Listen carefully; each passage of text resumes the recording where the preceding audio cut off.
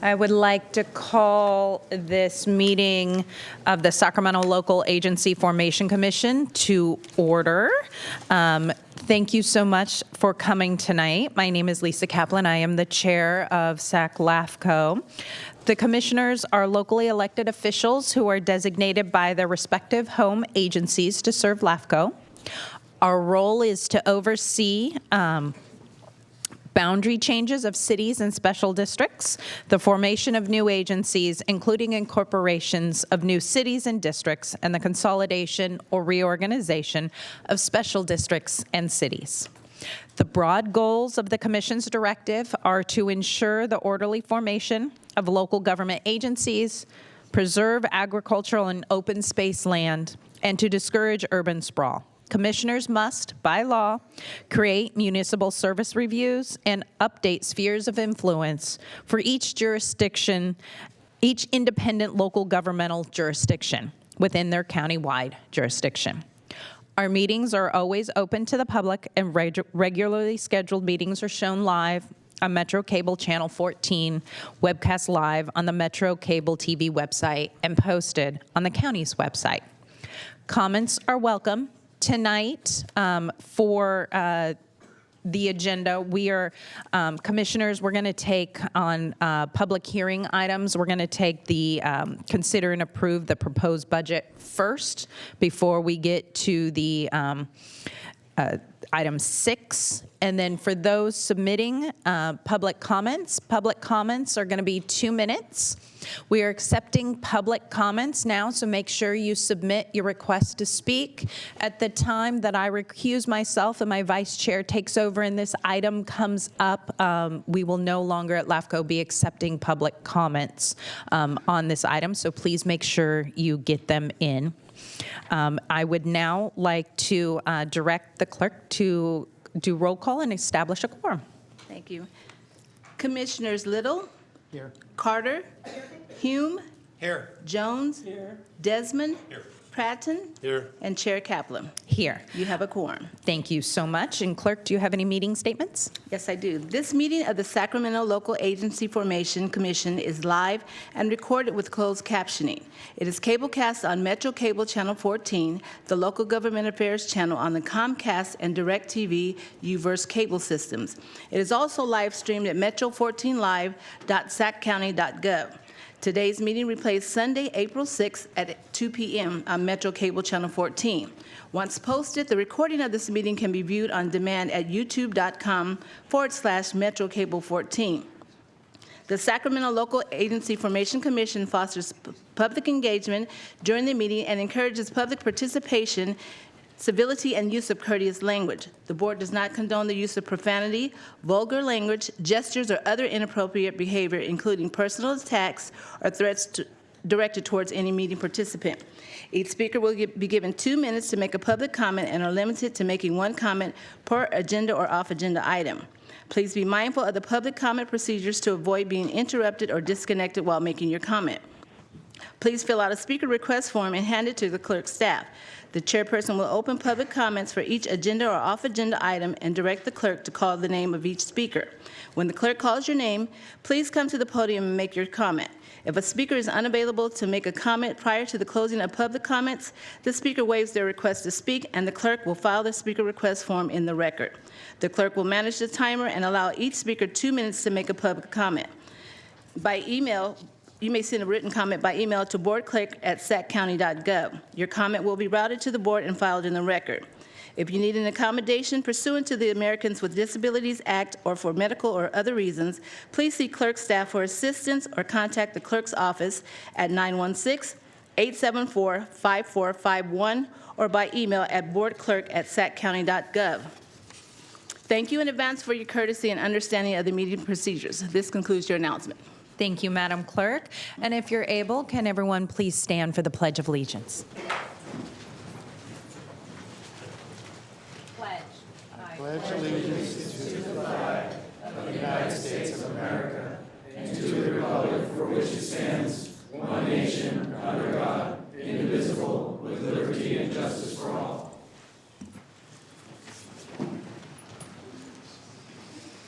Thank you so much. Commissioners, is there any objection to hearing the budget item 7 before 6? Okay, so moving forward with our agenda is our public comment. Madam Clerk, do we have any public speakers for items not on the agenda? Not on the agenda, we do not. No, we do not. I'll look for item 6. All right.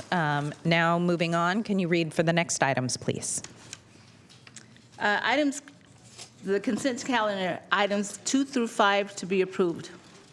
Any public comments? No public comments. Move consent. Moved and seconded. Okay.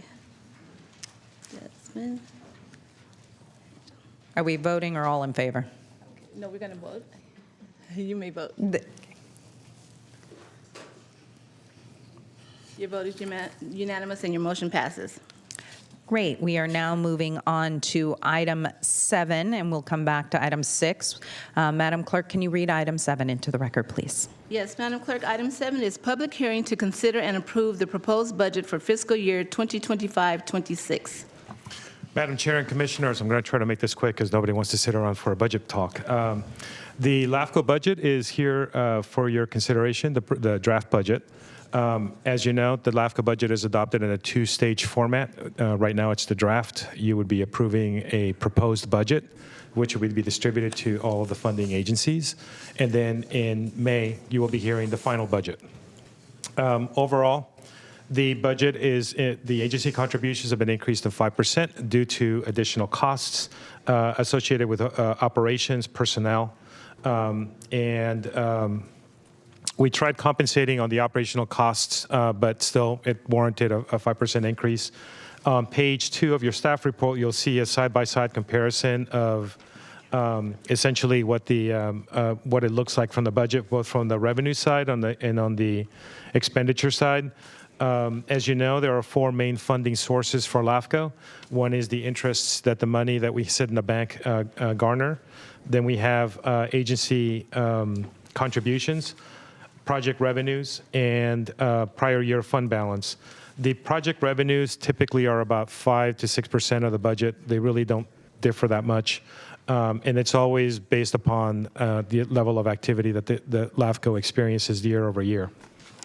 As you know, applicants, when they apply, they are supposed to be compensating LAFCO for time and expenses for any costs associated with their project. And so we typically have different rates based upon the salary and benefits for analysts and for the executive officer, but it's always on a time and materials basis. We keep track of that, and typically, like I said, it's about 5 or 6%, never more than that. Everything else, the bulk of the budget is the agency contributions. A third is paid by the county. 1/6 is paid by the city of Sacramento. 1/6 is paid by SMUD. And then the 1/6 is paid by the remaining 6 cities, and 1/6 is paid by the remaining 63 special districts. And those are all proportionally based upon the revenues that they have gathered over the year. As I indicated before, the main drivers for the costs are just simply things are more expensive, including your staff. But we tried offsetting as much as we could off by limiting some other expenditures as well. We don't really expect to have any major surprises in the coming year, and I recommend that you adopt the proposed budget. Commissioners, any questions? Seeing and hearing none, do we have any public comment on this hearing? Not on this hearing. I will entertain a motion to open and close the public hearing. Madam Chair, I so move. Second. Moved and seconded to open and close the public hearing. May vote. Your motion passes unanimously. Thank you. And then those who have entered, if you have not turned in a request to speak on item 6, please do so now. This is your last call. As many of you know, I am going to have to, pursuant to a disqualifying interest as determined by the Fair Political Practices Commission, I have a conflict of interest in the LAFCO sphere of influence matter due to my real property being located within 1,000 feet of the sphere of influence and this project. So according to FPPC Regulation 18707, I am publicly disclosing this conflict for which I cannot remain in the room. And that I have to recuse myself from these discussions, and I cannot be counted towards obtaining a quorum in this matter. So I'm going to, when I leave, I am turning this matter over to the Vice Chair, and Council Member Phil Pluckybaum will join the dais as a voting member. Excuse me, Madam Chair, I do have an announcement. We received 79 written public comments, and there are Yes. still more coming in by email. Those will be received and filed. Thank you so much. And so at this point, I will, Vice Chair, you got to pop over to the chair's seat. This is yours with the notes, and I will be leaving the room.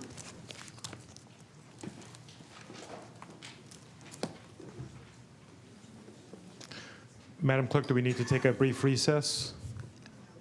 Mr. Chair, would you like to take a recess while you switch over? Oh, I think we're good. it's up to you. We're good, okay. Are you ready for item 6?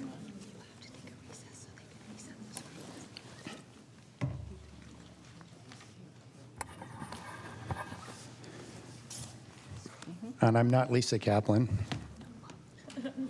I'm not Chris. and he's not Chris Little. Okay. Mr. Chair, I was just informed, we do have to take a recess because they have to switch on the computer. Okay. Switch out the okay. names. Thank okay. you. Metro Crable, could we get assistance, please?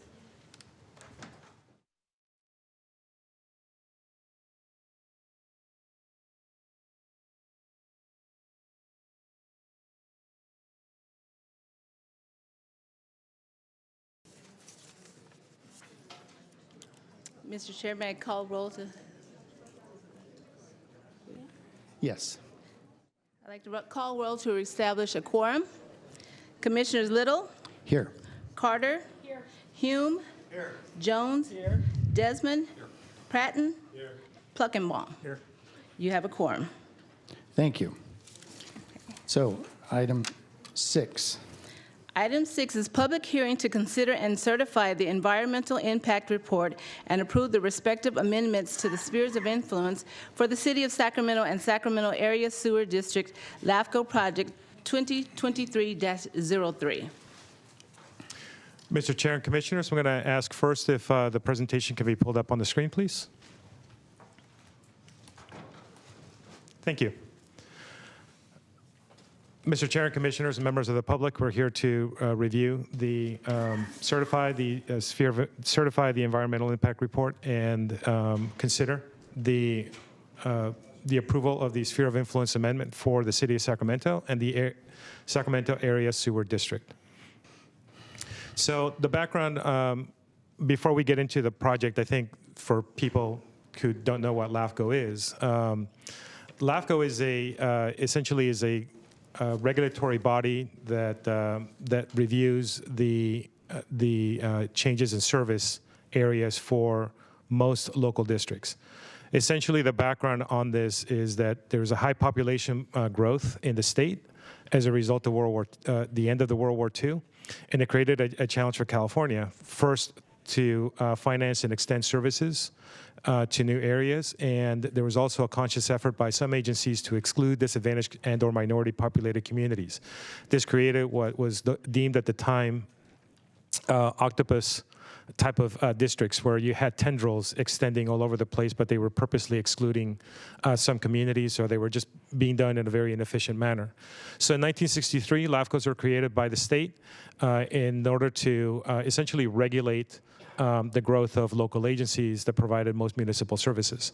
And LAFCOs have 4 missions. It is to encourage orderly urban growth and development, to prevent urban sprawl, leapfrog development, and scattered urbanization, to encourage the logical formation and determination of boundaries and coordinate property development standards and encourage timely urbanization, to ensure the affected populations receive adequate and efficient government services, and to guide development away from open space and agricultural land uses. As you can see, some of these items can be in direct conflict with each other. The state does not give preference to one or the other. It basically gives the commission the discretion to evaluate what factors you should be reviewing as part of any individual project, and make that decision based upon the individual facts of the case. So LAFCO is a hybrid entity. We are a state agency, but with local representation. We do not report to the governor. We do not report to the legislature. You are your own body. So there are two main regulatory functions that require that you have discretionary decision making over. One is to set the sphere of influence for each agency, which is defined as the probable ultimate physical boundaries of a service area of a local government agency. And number two, to alter the service boundaries of local agencies. Most people think of it as growth, but in some cases, it could be the dissolution or the removal of service area, depending upon, again, the factors that are before you and the facts that are before you relating to service. And in fact, for folks who are interested, in the last commission meeting, you actively dissolved a district. You voted to dissolve it because it was not providing sufficient or adequate services to its residents. And you annexed that service area into a district that has had a proven performance of being able to deliver good potable water. So it's not just growth, but it's also reviewing how the service is being provided. Just for the audience to know, LAFCO has no jurisdiction over land use. That policy area is strictly reserved for cities and the counties. That means that LAFCOs cannot say we will put 300 homes instead of 200 homes. That's the purview of a city or a county. What LAFCOs can do is to decide whether or not there are sufficient resources to be able to provide service to a proposed land use. The courts have kind of made it very difficult for you because you're not supposed to be looking at land use, but you also can't ignore it either. So what the courts have basically indicated is that you are to review a certain proposed use of land, and based upon that proposed use, can an agency provide services to that area? So while you can't ignore that there are going to be the current project may have houses or hotels, what you do know is that because that is a proposed land use for this area, you get to evaluate whether or not there's sufficient resources to be able to provide services based upon that land use. So all LAFCO actions for changes in boundaries, which is number 2 in that slide, must be consistent with an agency's sphere of influence, number 1. So you always have to make sure that the sphere of influence reflects any future annexation. These are, and for the members of the audience, you should know these are 2 separate actions. One does not beget the other, and we'll talk about that a little bit later in the presentation. So just because a sphere of influence is approved does not mean that an annexation is imminent, and does not mean that an annexation is guaranteed. An action considered today is setting the sphere of influence for the city and Sacramento and Sac Sewer only. That is your only question tonight. So what factors do you use for the spheres of influence? The main factors are included in Government Code 56-425. I'm not going to repeat them. They're up on the slide. They're on the staff report. But essentially, you're looking at essentially 2 basic questions. Again, does an agency have the ability and the capacity to extend services to an area without having a detrimental effect upon its existing customers? So it all boils down to those 2 questions. Because if you find that an agency cannot extend services without being harmful to existing residents in terms of the ability to, let's say, providing water, or let's say that you remove staffing for one fire station, in those instances, you cannot or should not approve that sphere of influence change. But what determines whether or not you have the appropriate services? That's what a municipal service review is. It's included as part of your staff report. And what a municipal service review does is that it reviews an agency and how it's providing services right now. And then based upon that data, it extrapolates how much it's going to be providing services in the future. So based upon the data of how it's performing now, you use it to try to make reasonable conclusions about what's going to happen in the future. A targeted MSR was prepared for this project, and this is because of timing. When the application was started, the city had already started its general plan update, but it had not been completed yet. And the general plan update, the draft of it included a section that indicated that the city was going to initiate a citywide municipal service review upon adoption of the general plan. And so, because the timing wasn't quite working out and a citywide MSR was going to take so long, the decision was made to do a targeted MSR so that it would look at the services that are being provided by the city in that specific general area of the sphere of influence amendment, so that because typically that's where the sewer lines are going to be extended, that's where the water lines are going to be extended, that's where the fire or police are going to be dispatched. So the targeted MSR is intended to look at not the citywide as a whole, but more of the northwestern edge of the city of Sacramento, and whether or not there's sufficient facilities to be able to extend services to that area. And then you use that data to extrapolate the sphere of influence. So the project description, talking specifically about this. It is 472.4 acre. It currently consists of undeveloped agricultural land. It is currently located within Sacramento County, outside of the city's urban services boundary and the urban policy area. That is the county's urban services boundary and urban policy area. The county's USB and UPA does not hinder the city of Sacramento from being able to go beyond those lines. That is a county planning line, not a city of Sacramento line.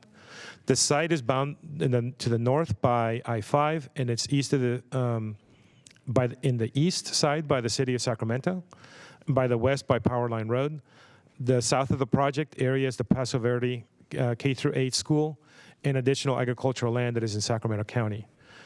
The requests before you basically are two sphere of influence amendment requests, the city of Sacramento and for Sac Sewer, or the Sacramento Area Sewer District. This is a map of the land. As you can see, to the western side, there's active or already developed land. To the north, there's the active Metro Air Park project that's administered by the County of Sacramento. To the northwest is, you can see a portion of the airport. And then to the west, right now, it's agricultural land, but it's slated to be a charging port or a charging station for electric vehicles. The proposed use is, as you can see from this map, essentially includes warehouses and hospitality with some retail associated with it. The retail and the hospitality are pretty close to the existing Metro Air Park interchange, and then the industrial facilities are located just a little bit beyond that. This is a map of the area. The project site is bounded in black. So it's the same area as the aerial, but you can see in here that essentially the development as proposed is going to be along the power line, Metro Air Park interchanges, and then the parcel to the southeast right now is part of the what's called non-participating parcels. The non-participating parcels are essentially the areas owned by Caltrans, and again, that large parcel to the southeast. So the background again on the project: in May 2021, the application for the Sphere of Influence Amendments was submitted to LAFCO, and on July 31st, 2021, the City of Sacramento and LAFCO entered a memorandum of understanding relating to the preparation of a coordinated environmental review process for this project. CEQA essentially requires that you don't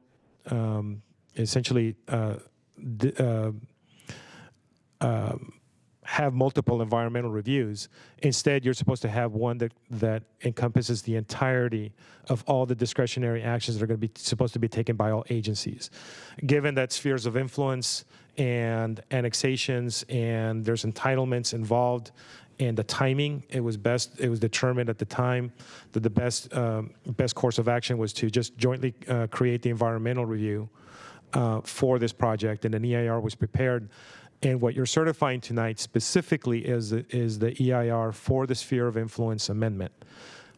The EIR itself encompasses all other discretionary actions as SECO requires, so it would include the entitlements that'll be before the City of Sacramento should you approve the SOI amendment, and it will also include the future annexation should an application actually be received by LAFCO to annex this land.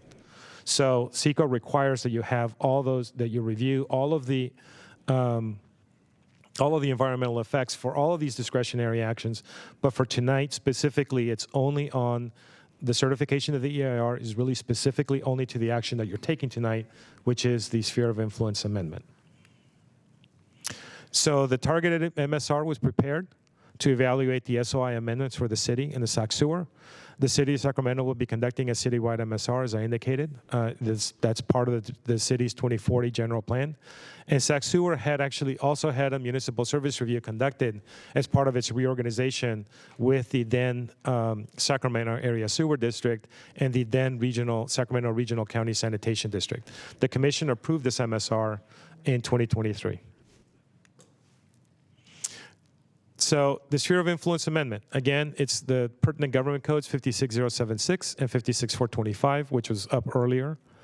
The question should be whether or not the SOI should be expanded. The city needs to consider the capacity and capability of the agencies to expand the services without compromising the services of existing residents. If the SOI is expanded, does that mean that the site to the annexation of the site to the city is a foregone conclusion? The answer is no. We discussed it in the staff report, but essentially it boils down to this. Number one, LAFCO can approve an SOI, but it doesn't mean that you're foreshadowing annexation.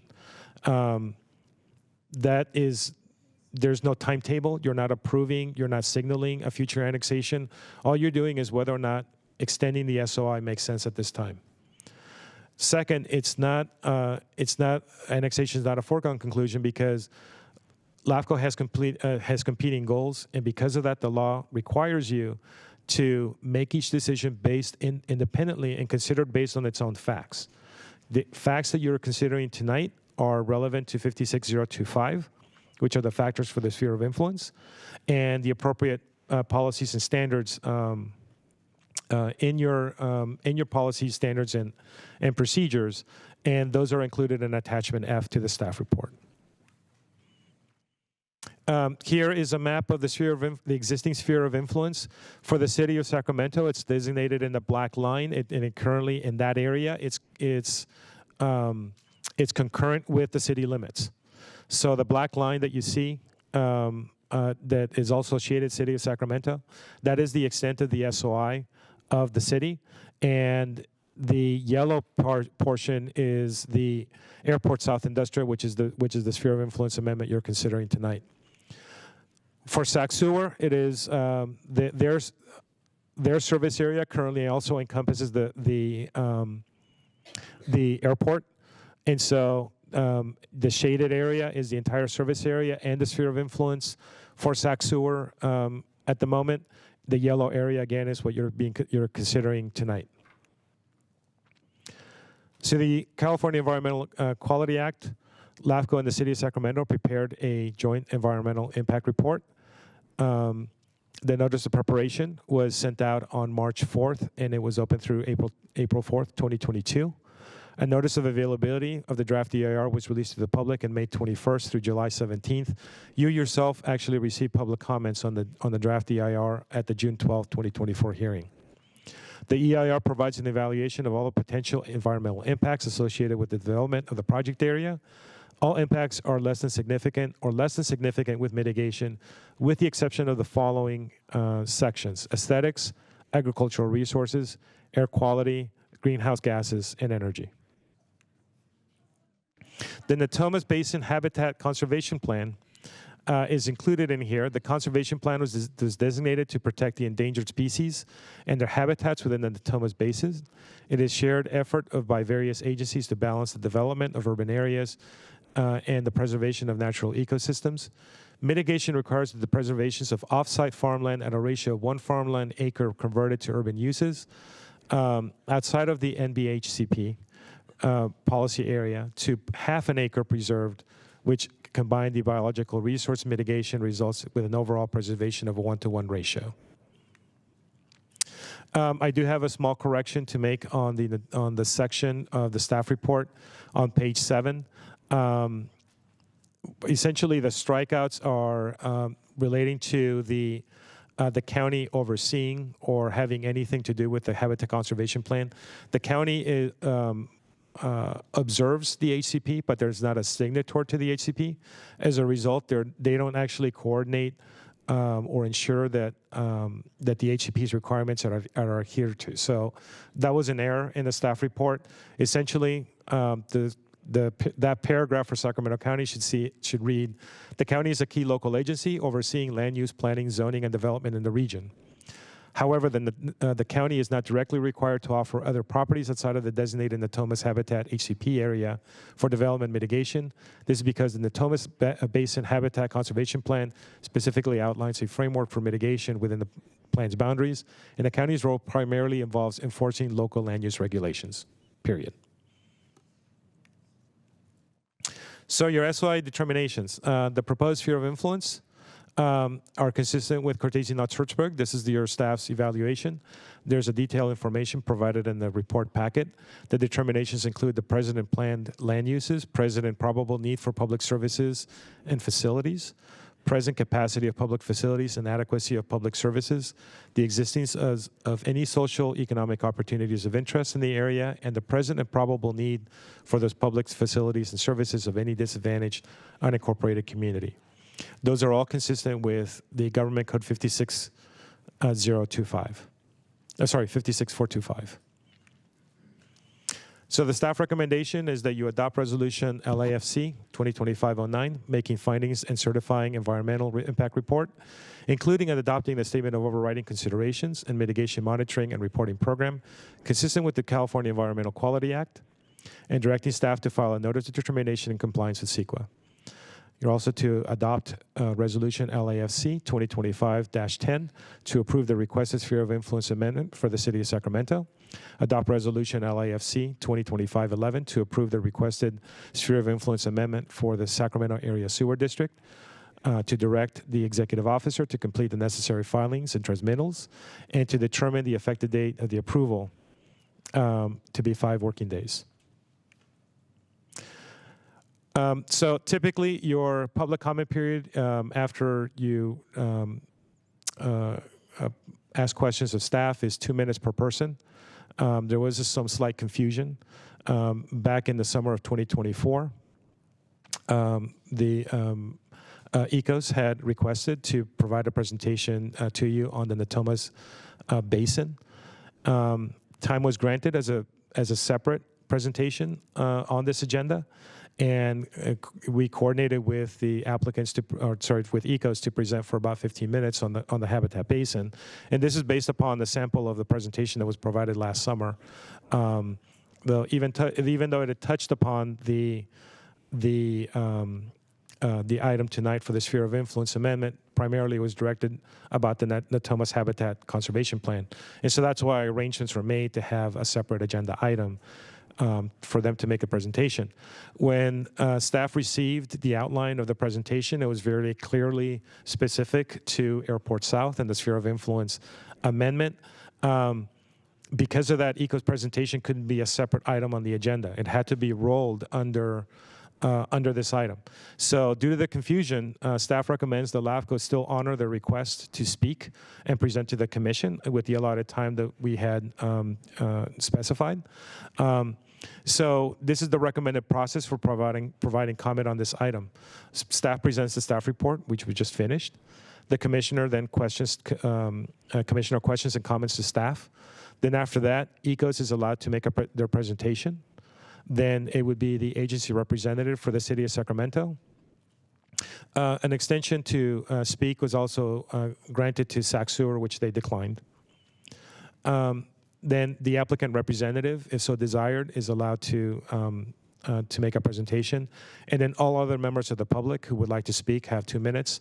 I believe your Madam Clerk has received all the requests to speak, and they will be taken up in the order in which they were received.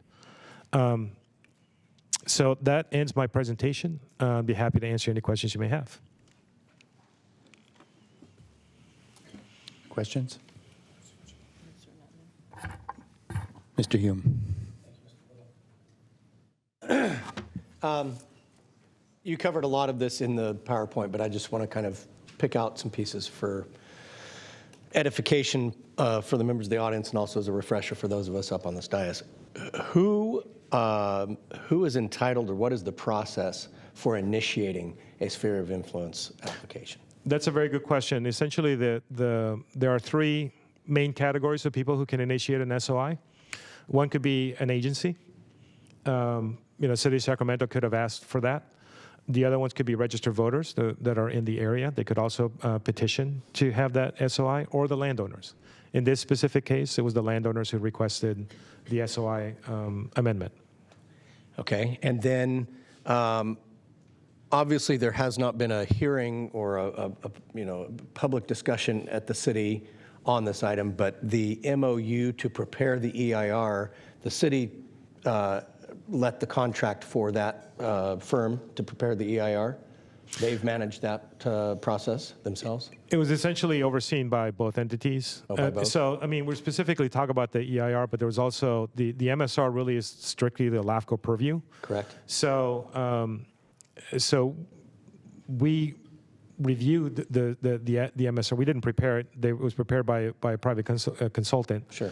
But it was done under our direction, under staff's direction. Which the 2 documents are fairly different in their purpose and in their execution. And the MSR simply says, is there the available utilities and services to be provided to this area were it to develop? Whereas obviously the EIR says, if this is to develop in this manner, these are the impacts that it will create, and how those impacts will be mitigated. That's correct. Right. And so one's just sort of like, can it happen? And the other one is, if it happens, this is Correct.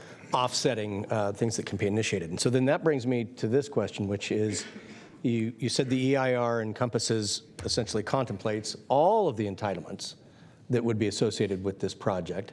However, our purview is only the determination on the sphere of influence boundary, and then it would go to the city to be processed as a project application.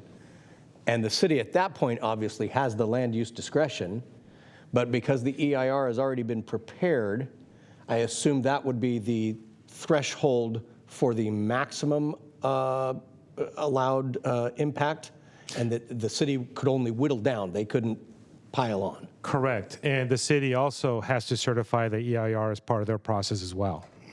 Okay. As a separate action. Correct. As a part of their process. LAFCO's certification, again, is specific to the SOI. It doesn't certify the EIR for the city. The city still has to take that action on its own. Okay. That's all I have for now. Thank you so much. Mr. Desmond? Thank you. And thank you, Commissioner Hume. I had some of the same questions about the EIR. I really appreciate you taking the time to explain the process. I think that's really important, especially for members of the public, to understand really what the scope is of our decision making tonight as a LAFCO body. And I think that's a great point that Supervisor Hume brought out, that we are not making a decision on the annexation or the entitlements. Correct. We are making a decision about the completeness of the EIR and whether the municipal services can be accomplished in this area. I did have a question, and maybe you can explain it a little more. You touched on it, how this area is outside the urban services boundary for the county, and it's not even contemplated, obviously, for the city. Explain what that interplay is and what LAFCO's role in evaluating that in this process. Sure. So it's not part of the city's general plan in 2040, simply, again, because of the timing. By the time the application was being processed and the request came in, and the city might, when the representatives up here can probably share more insights, and she was here, but I was not. But my understanding of the timing is that the parameters of the general plan had already been established and determined, but the general plan itself had not been completed when this application came to be. And so it was a matter of timing that it was too far into the process for the city's general plan to backtrack to accommodate the project, but it was not far enough to be able to kind of basically shut the door and say, you're done. So, But I guess my question is, what implications does it have for our decision that this is outside the county's urban services boundary and not even included in the city's general plan, or if any? Does it have any weight or bearing on the decision we make with respect to the EIR and the sphere of influence? It can. It can, because the reality is that you're contemplating, as part of this process, annexing land that could be developed that is both outside of the general plan for the city, and it's outside the urban services boundary for the county. It is really a greater thing to consider at the annexation phase versus the SOI, but clearly an SOI essentially is down this path, right? But as I indicated earlier, there's no, you taking action on the SOI right now doesn't immediately say this land is annexed. It doesn't say it's going to get annexed tomorrow, and it doesn't say that it'll ever be annexed. You're just indicating whether or not it makes sense to include it in the sphere. But that can be a factor you can consider tonight, because of the fact that that it's not the entitlement process will be part of amending the general plan as well. So at the moment, that has not been contemplated. And it is outside the county's determination for an urban service boundary line. The county at this moment still considers this to be agricultural undeveloped land. So it can be a factor in your consideration tonight. Okay. Thank you.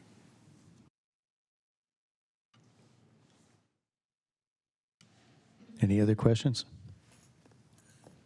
Okay. All right. If I may ask to have the presentation by ECOS pulled up, and ask former Mayor Fargo.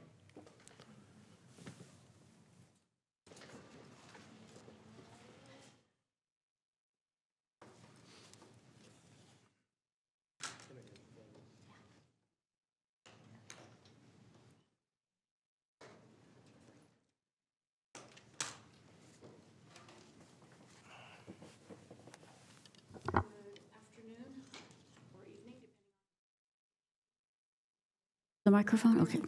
Okay, now am I close enough to the microphone? Okay. Good evening. My name is Heather Fargo, and I am here tonight speaking on behalf of the Environmental Council of Sacramento. I am the president for 2025 of ECOS, but I am also the former mayor of Sacramento and former council member for this area and many others. And I served on the city council, being council member and mayor from 1990 to 2008. And not only were we involved in a lot of issues throughout the city and specifically downtown and midtown, but Natomas was a big issue at that time. And I'm also a resident of South Natomas and have been for a few decades. And I've spoken with all of you about this project in the past, so I really want to thank Jose for giving me an opportunity, giving ECOS an opportunity to present some of our concerns about this project and about the decisions that are before you tonight. We formed a group, I guess it would have been right after this item initially went to the city council.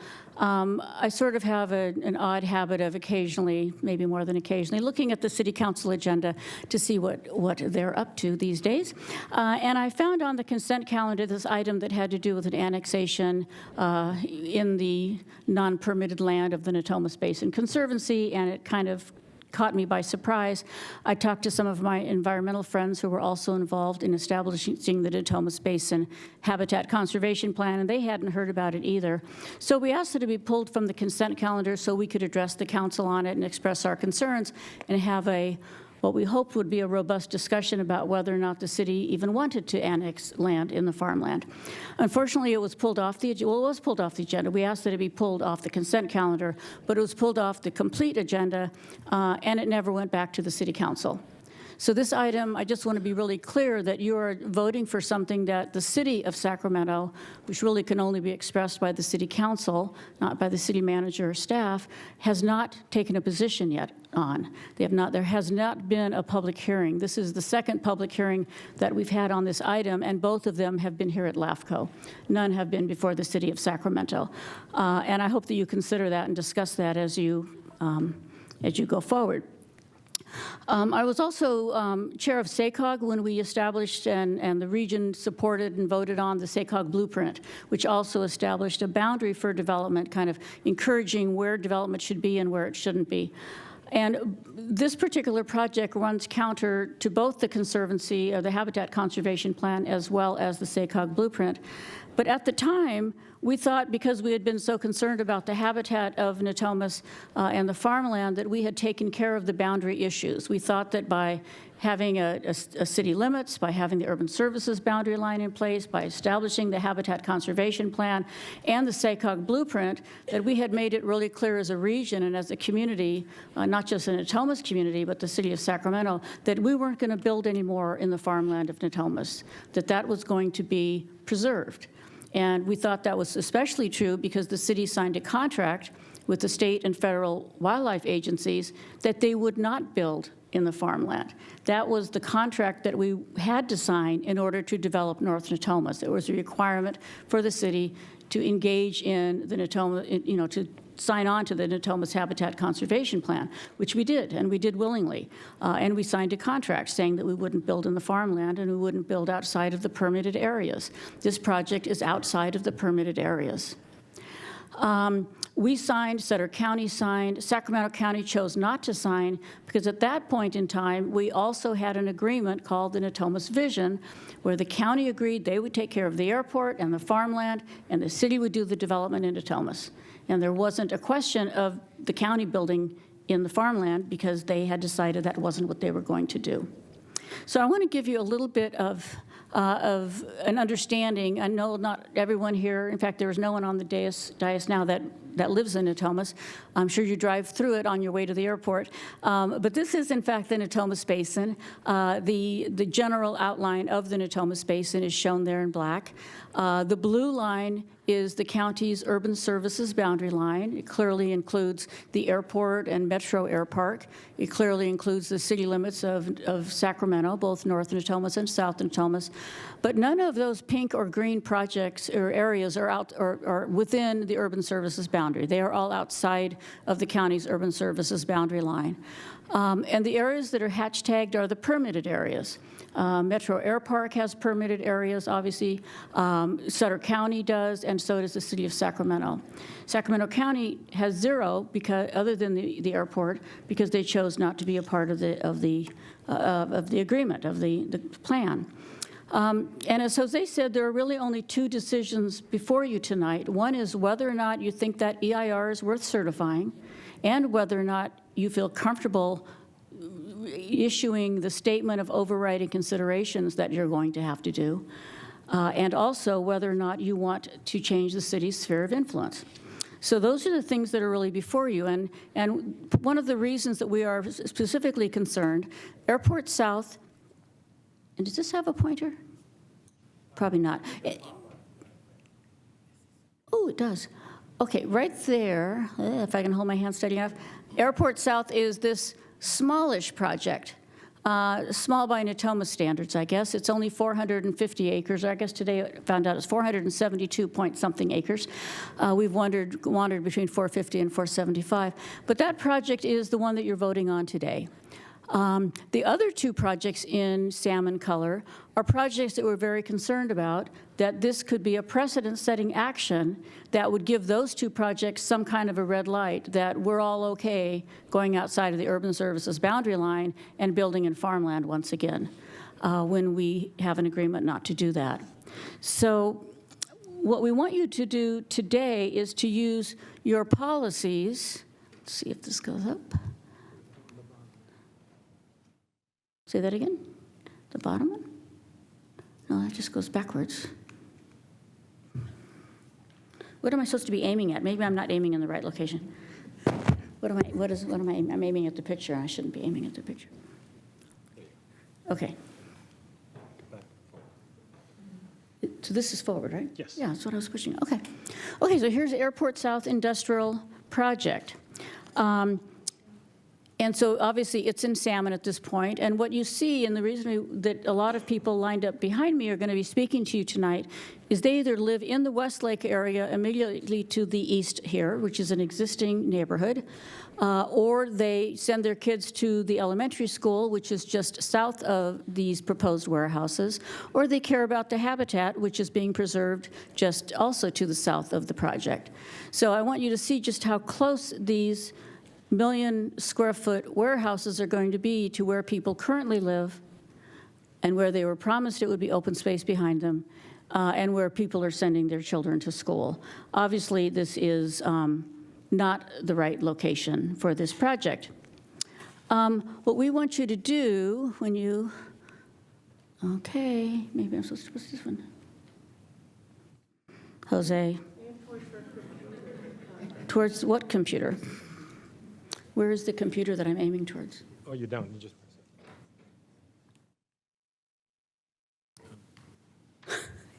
it. All right. Yeah, just Okay, I might be pressing in the right place on there. Okay. So I want you to actually see what the site looks like. This is the land. It's called vacant, but it's really not. It's nature. It is habitat. This is the housing of the Westlake neighborhood right adjacent to the project site. And as you can see, there's a pile of hay over to the far side there, clearly still agricultural land.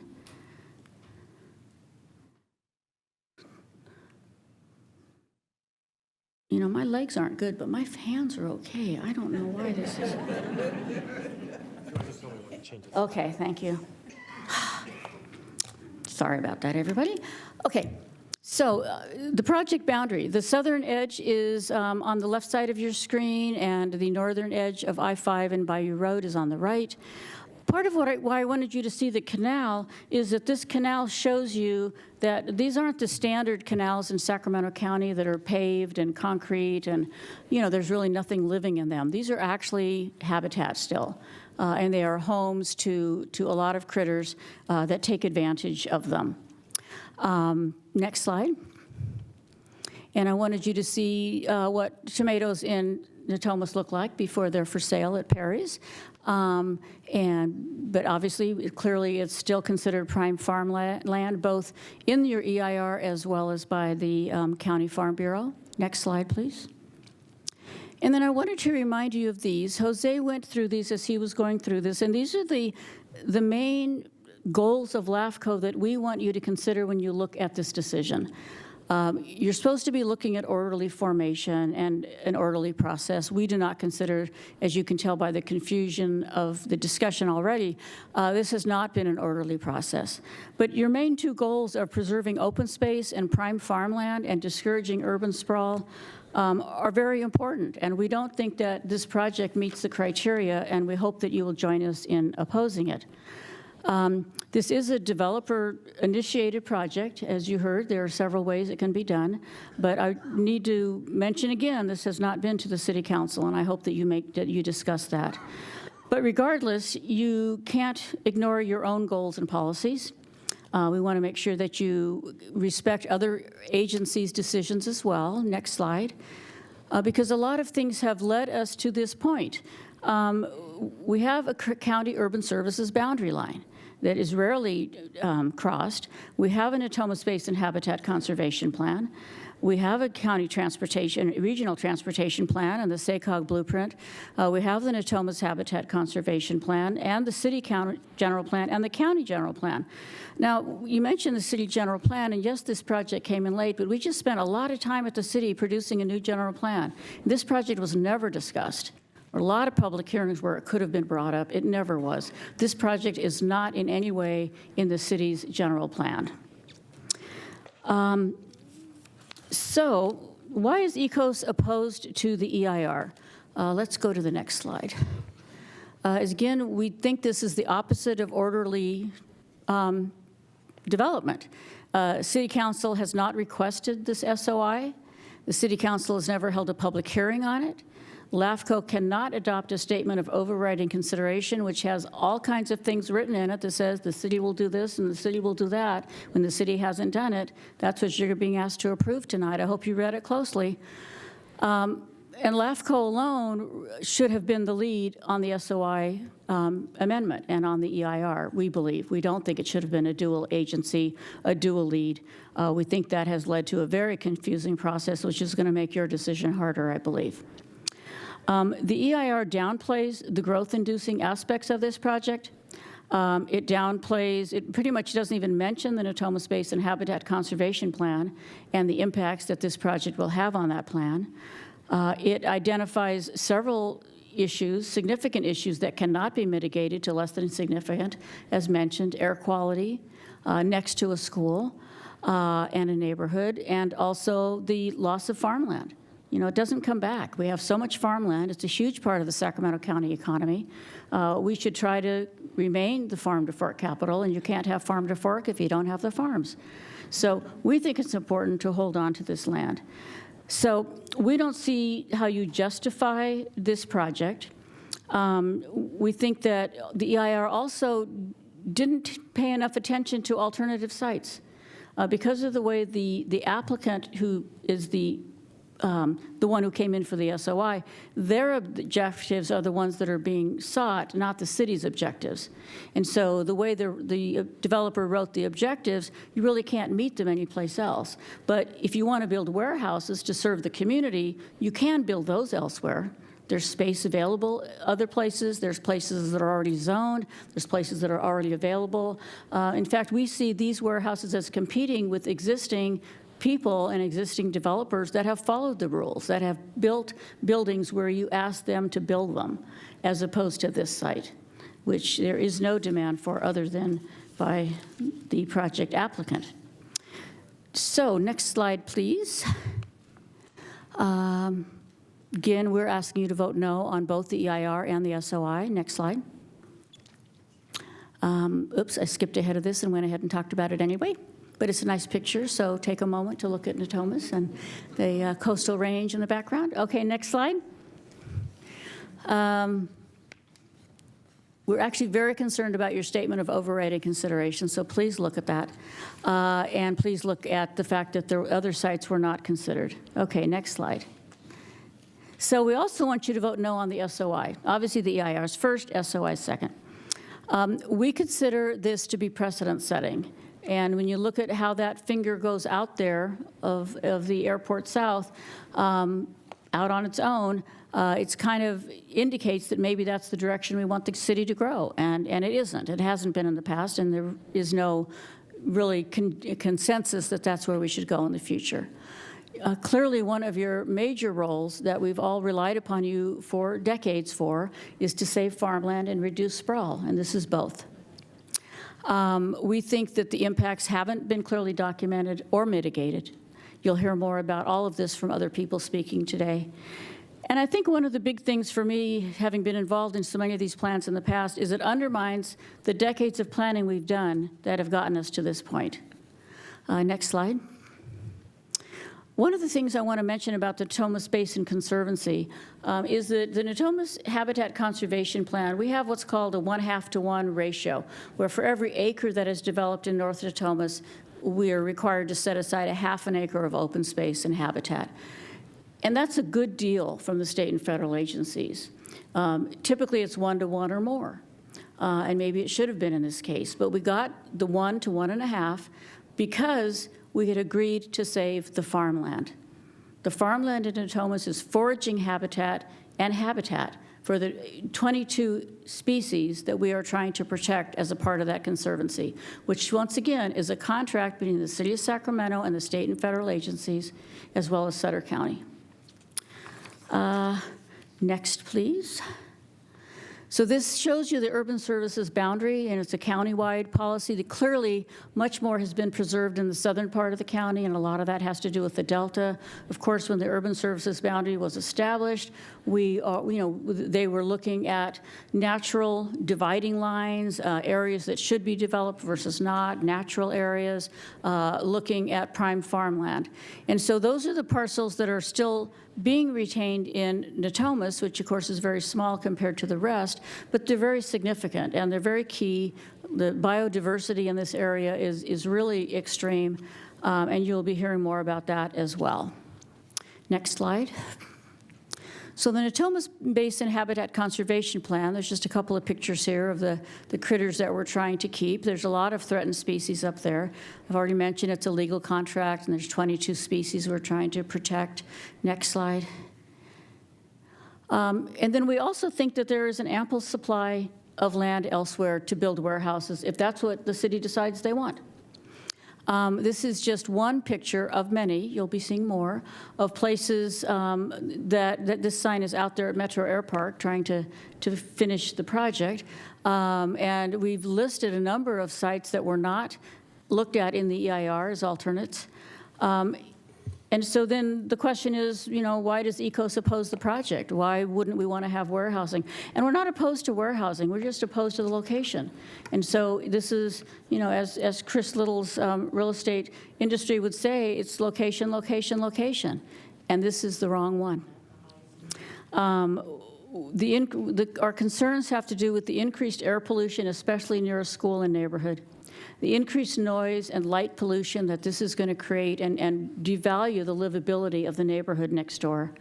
The increased traffic, which is going to make the congestion on I-5 and I-80 even worse than it is today and less safe.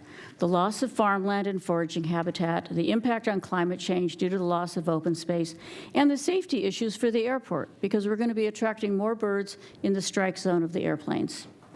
So this is 6 million square feet of warehouse in the wrong location, and we are hoping that you will join us in not certifying the EIR and not certifying and not approving the SOI. And lastly, I want to let you know that ECOS is not alone in its opposition. We've had a petition on our website for a couple of months. And we stopped it today. Well, we didn't stop the petition. If you haven't signed up, you still can. But when we printed it, and I have a copy to give to the clerk, we had, I believe, 893 signatures already. And I do have a map here as well, which shows where the predominant number of people have signed, but it really is throughout the region. And so we want to make sure you realize that there are a lot of people concerned about open space in Sacramento, and a lot of people that don't want you to do this. And at this point, I would like to ask the people in the audience who are opposing this project to please stand or wave their hand, because I think you will see that you probably recognize some of them. We've been working on this for quite a while because this has been going on now for about 4 years. But I really want to thank you for your time and attention, and if you have any questions for me, I'd be happy to answer them. But thank you again, Jose, for the time, and please join us in voting no. Thanks. Can I give this to you?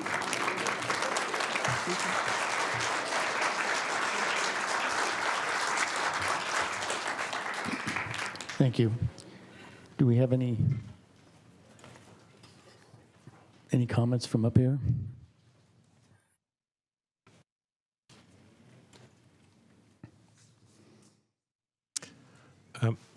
Hearing none, I'll queue up the next presentation, Okay, which will be by the City of Sacramento. If that can be pulled up, please. Thank you.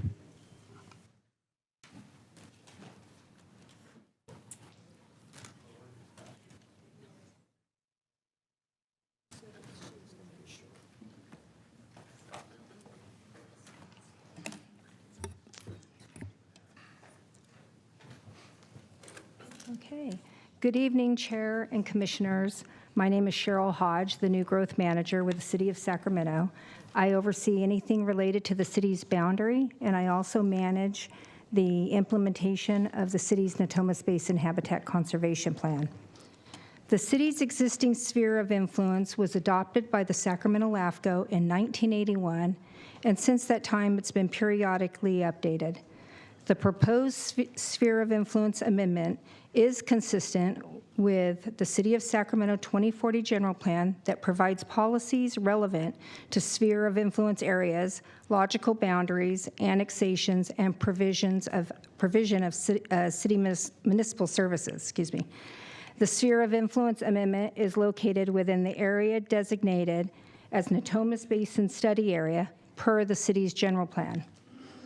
The city's adopted North Natomas Community Plan overlaps the sphere of influence amendment. The community plan was originally adopted back in 1986.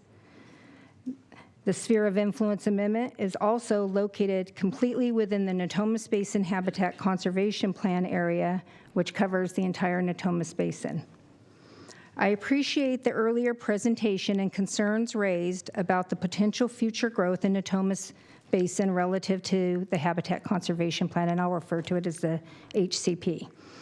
The Sphere of Influence Amendment provides a future, the Sphere of Influence Amendment provides an opportunity that can benefit the city's HCP rather than hinder it.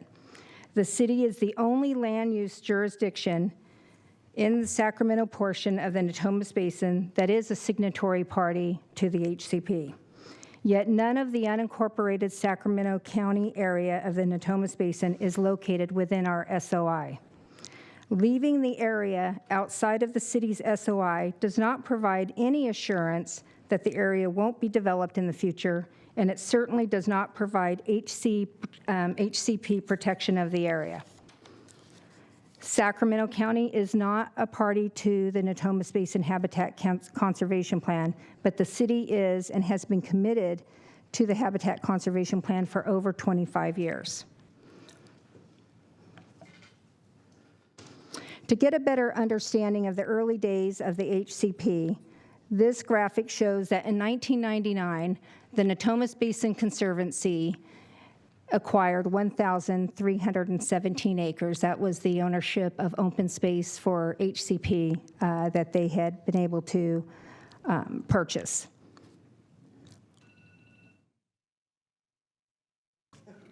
Oops. I also mentioned that the HCP requires the Conservancy to acquire a total of 8,750 acres that provides the complete mitigation acres to cover the allowable combined development of Sutter County, the City of Sacramento, and Metro Air Park. Fast forward to 2025, the Natomas Basin Conservancy now owns over 5,300 acres. This vast majority of acreage that's been acquired has been a result mostly from the city's development that's occurred in North Natomas and South Natomas. An incredible achievement in the completion of a 2,500-acre HCP reserve block, which is required by the HCP to be completed by year 2052, but it's already been, that milestone has already been met. The areas shown in yellow on this exhibit depict the city's remaining development that is subject to the HCP. As you can see, there is not much remaining that will be subject to HCP impact fees and mitigation. The Sphere of Influence Amendment acreage, if potentially annexed in the future, does not cause any HCP exceedance of the city's 8,050 acres of development maximum. The basis for consideration of a Sphere of Influence Amendment pertains to urban sprawl, preservation of farmland and open space, efficient provision of municipal services, and orderly development.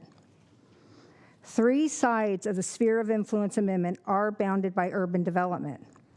The Sphere of Influence Amendment area consists of lands in proximity to Sacramento International Airport. In 1957, over 6,000 acres in Natomas Basin was acquired for the airport and to also provide open space for the protection of the airport from encroachment by urban uses.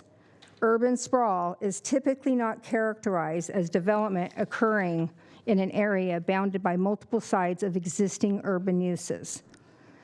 The Sphere of Influence Amendment adjacent urban uses, and you've heard this earlier, includes Interstate 5 freeway, Metro Air Park interchange, roadways, nearby storage facility, residential development, Paso Verde School, and across Powerline Road is the county-approved 100-acre Watt EV innovative freight terminal slated to start construction in the fall of 2025.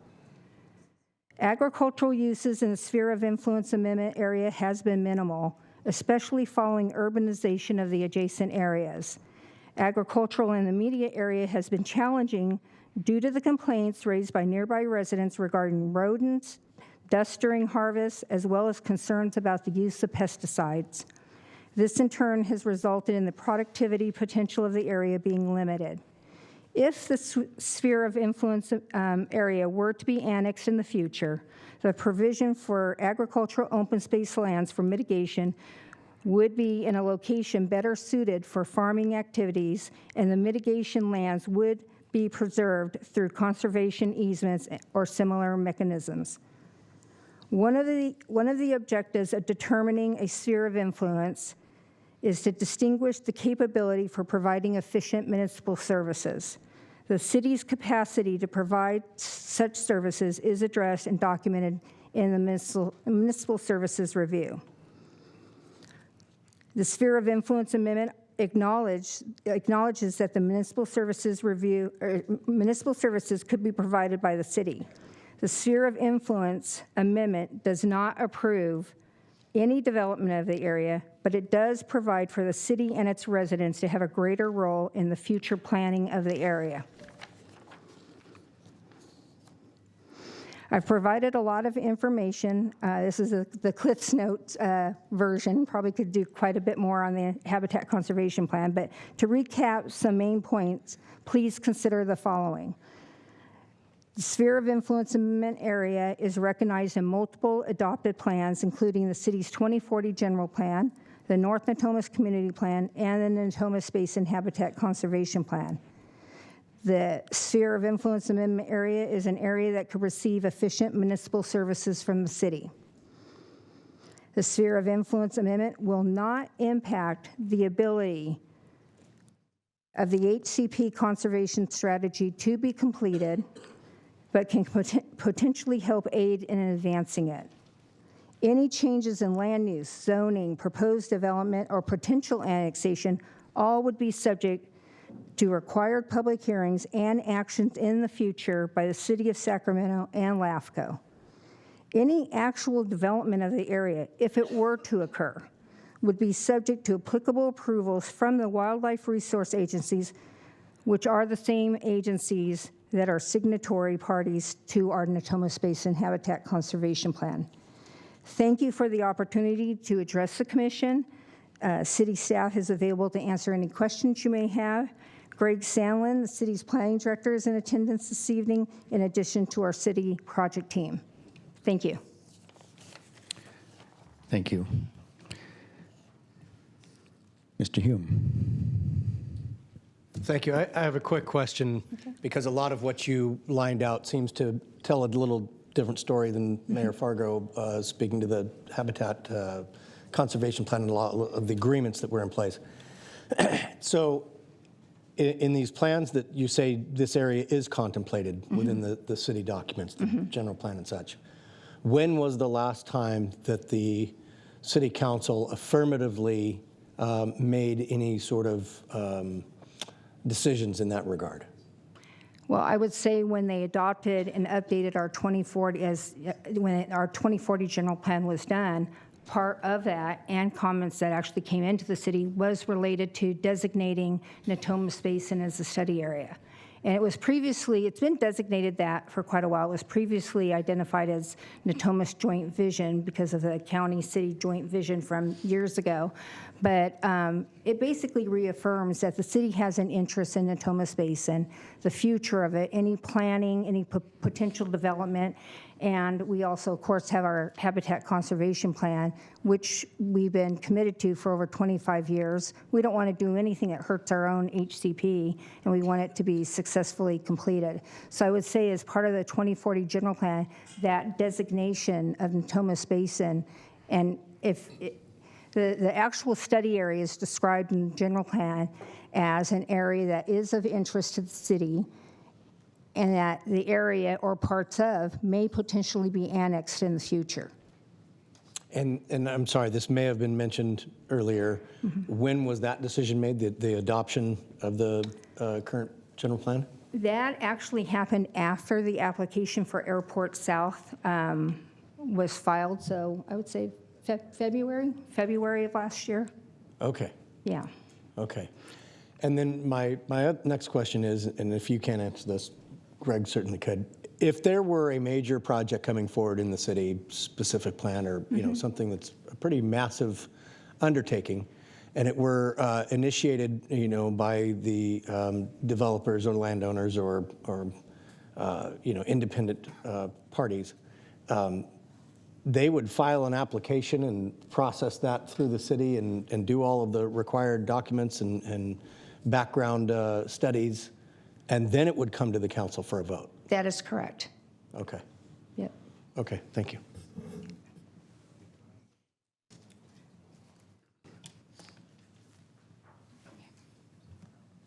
Okay. Thank you. All right, if the next presentation can be queued up, and the representative for the applicant can come up to the podium, please.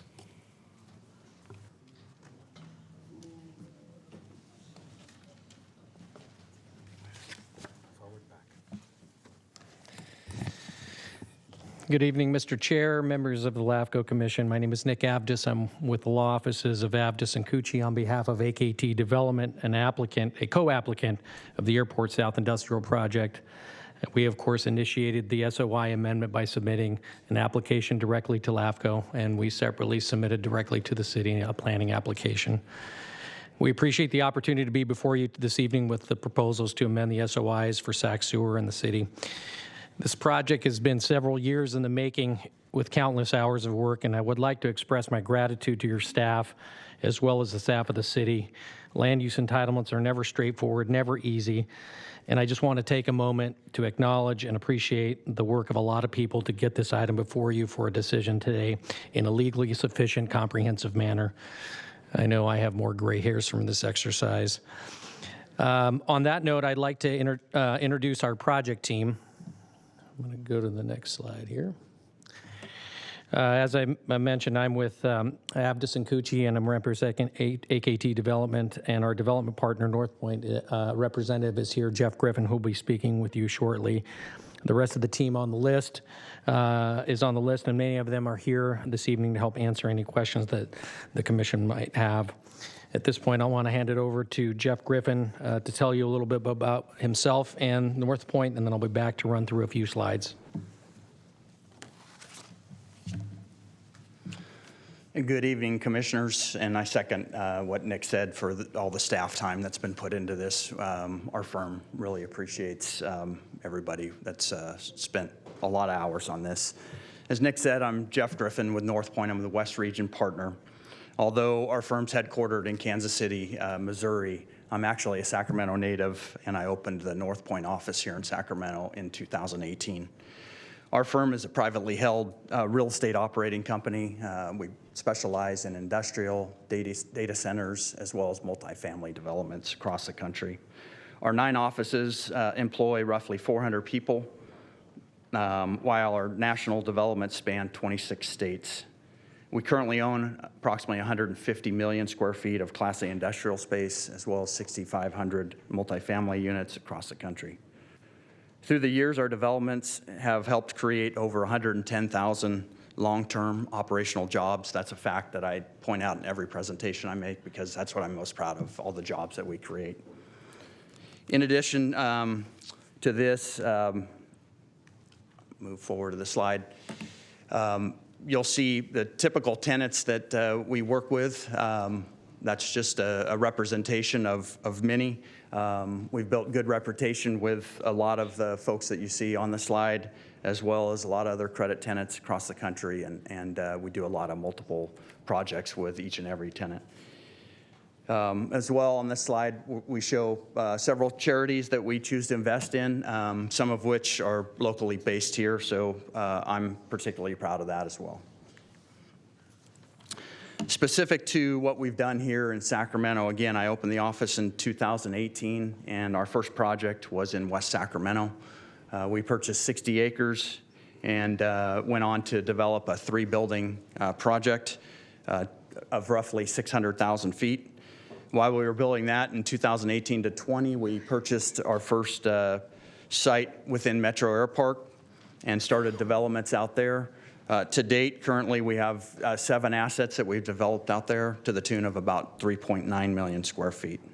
And most recently in 2022, we purchased land on the former Aerojet campus in the city of Rancho Cordova and have completed our phase 1 project, which was 2 buildings consisting of roughly 715,000 feet. What I believe makes North Point different than a lot of other developers that choose to develop nationally, when we choose to invest in a community, we do our due diligence, and we plan to become a community member. Me being a native here, it was easy for our firm to do that. But again, we keep ownership of our assets long term. It makes us a little different than a lot of the merchant developers out there. But we do feel blessed to be here in the Sacramento community, and we plan to be here for many years ahead. So thank you again for your time. I'm going to turn back to Nick for the rest of the presentation. All right, thanks for your indulgence and sort of running in a few more slides. So I really want to draw attention to what's happening in the vicinity, as you see on the board there. This is a vicinity map, an aerial from 2015. Not a lot is going on. Obviously, the interchange where it's located today is kind of encircled with the white circle there. It wasn't immediately foreseeable at that point, and Greenbrier, now known as North Lake, hadn't commenced construction, just not a lot going on. In 2018, moving on to the next slide, you see the first building being delivered in Metro Air Park, roughly 900,000 square foot Amazon fulfillment center. Which, at this point, I want to extend my kudos to the county of Sacramento for securing Amazon at that location. Securing Amazon really kicked things off in terms of development at Metro Air Park, which stagnant and undeveloped for close to 30 years, and really initiated the establishment of a premier logistics hub in the region, and frankly, the direct reason of why we're here before you this evening. And it's no question as to why the intersection of I-5 and I-80 being really close by, as well as the airport being immediately adjacent, created synergies that allowed that Metro Air Park development to flourish. But as you see, there's still no interchange in 2018. So moving on to 2021, you see now that 5 buildings at Metro Air Park have gone up in the beginning of a 6th. That's roughly on the screen there, 4.5 million square feet. So just in a small time frame since the Amazon project went vertical, the activity really went into high gear. And 2021 also saw the opening and the christening of the new interchange. And the North Lake subdivision commenced development of phase 1. So that project, by reference, is immediately adjacent to industrial plan and zone properties, not dissimilar from the airport south side. The next slide shows what was going on the ground 2023. There are now 16 buildings identified as assets on this slide, totaling over 8 million square feet. The interchange, while not built out, is obviously fully operational. And of course, the North Lake subdivision is continuing to build out its phase 1 improvements. Here, I believe there are just over 1,000 units, home sites on the ground. Moving on to the next slide here. 2024, again, Metro Air Park is really building up steam. 28 buildings are now vertical at 9.5 million square feet. You see the interchange has really evolved into the big gateway into Metro Air Park. And the North Lake subdivision is completing its phase 1 build out. 2025, this aerial right here is about from a month ago. You see the activity map. 29 buildings have now gone vertical at almost 10 million square feet. And then commencement of phase 2 of the North Lake subdivision, formerly known as Greenbrier. So as you can see, Metro Air Park has become a logistics hub for the region. And as you can see from the build out in these various exhibits, there's a growing scarcity for large logistics sites to serve the needs of people already here. As of this year, there's really only about one parcel of land that can accommodate a 1 million square foot building. The rest of the site is really much smaller parcels and highly fractionalized ownership. So with that in mind, I want to go to the SOIA area that we're here to discuss this evening and the opportunities it presents for the city and frankly the region. It really is, as you can see from this exhibit and prior exhibits that were shown this evening, it's a logical place to grow. It makes all the sense to take advantage of the opportunity Airport South presents immediately adjacent to a $30 million piece of infrastructure in the form of the Metro Air Park interchange, as well as other city services immediately adjacent to the site. You can see here that North Lake, again, subdivision is completing its build out of phase 2. And here, as mentioned earlier, is the 100-acre Watt EV project that was approved by the county last year. And my understanding, I think it was, as the city just mentioned, that ground is breaking on that site this year. And that is immediately adjacent to our project. And so really, as you can tell from this, this exhibit and the narrative, the SOI area really presents the last piece of developable property between the existing city limits of Sacramento and the airport. It really is sandwiched in between existing development on 3 sides, and on the south, it will be, no urban development will be permitted because there are lands in permanent conservation. So it really is the last piece of undeveloped land. So with what you heard about today from your staff in the city of Sacramento and what's included in the staff packet really answers the question of, is this the right place to expand the city sphere? It is absolutely yes. The answer is yes. And thank you. We're here to answer any questions you might have this evening of us, and our consultant team is obviously available as well.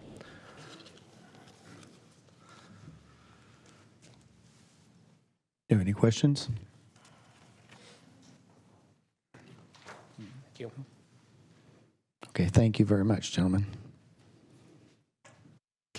So, Mr. Chair, unless there are any other questions for staff, then we can move on to a public comment.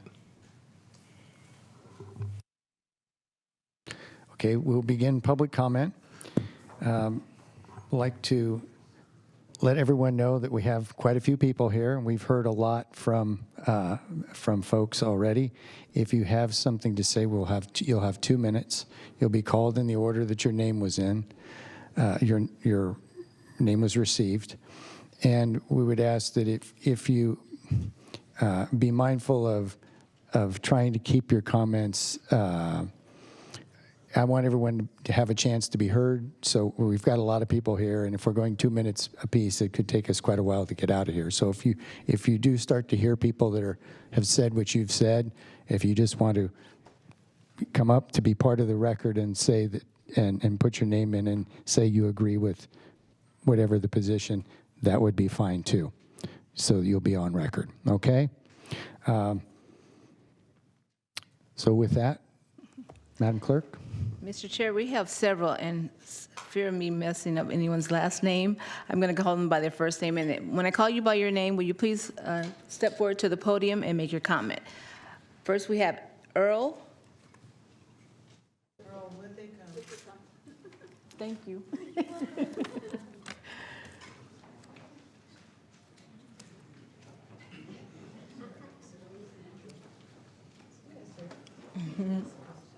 Who do we have on deck? Let's. Could we have on deck Kent and Lori, please? Go ahead. Thank you. Go ahead. Mr. Chairman, members of the commission, my name is Earl Withicum. I'm a registered civil engineer in the state of California. I have practiced as an air quality consulting engineer for over 50 years. In my volunteer life, I spent two terms on the Board of Supervisors of Sierra County, and I was put more than 30 years into serving on the boards of directors of Breathe California of Sacramento region and the Environmental Council of Sacramento. The EIR for this project is deficient. It fails to address the health impacts and emissions of ultrafine particulate. The final EIR claims that emissions of PM 2.5, particles smaller than 2.5 microns, and PM 10 can serve as a surrogate for that. The health impacts of ultrafine particulate that makes it all the way through the alveoli, the small air sacs in the lungs and into the bloodstream, is not the same as the lodging of PM10 and 2.5 in the upper and lower respiratory tracts. The Parcel 8 is zone industrial. There's very little question in my mind that it will also be developed for warehouse work. If that's the case, the health risk assessment in the final EIR is deficient because the addition of warehousing and more trucks in that corner right next to the residential area will put the health risk of the increased chances of contracting cancer for the nearest residents to that boundary above 10 in a million, which is the threshold for significance, and additional mitigation will be required under CEQA. Will you please wrap up your comments? This project is not the right project for this location. This hive of cancer-causing diesel trucks should be located away from any residential area. Thank you.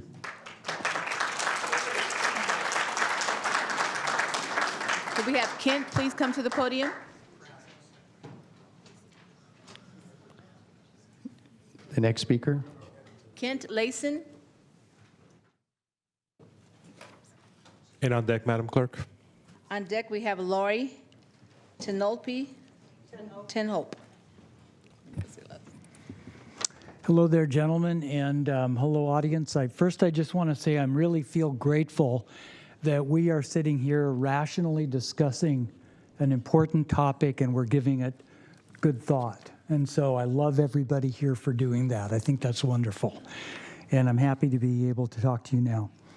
I'm not an expert on growth and development in Sacramento by any means, but the way Sacramento has managed growth has shown me that unless people in positions of power and trust and public trust start resisting large developer-inspired projects, we will permanently sell off all our natural habitat and all our farmland.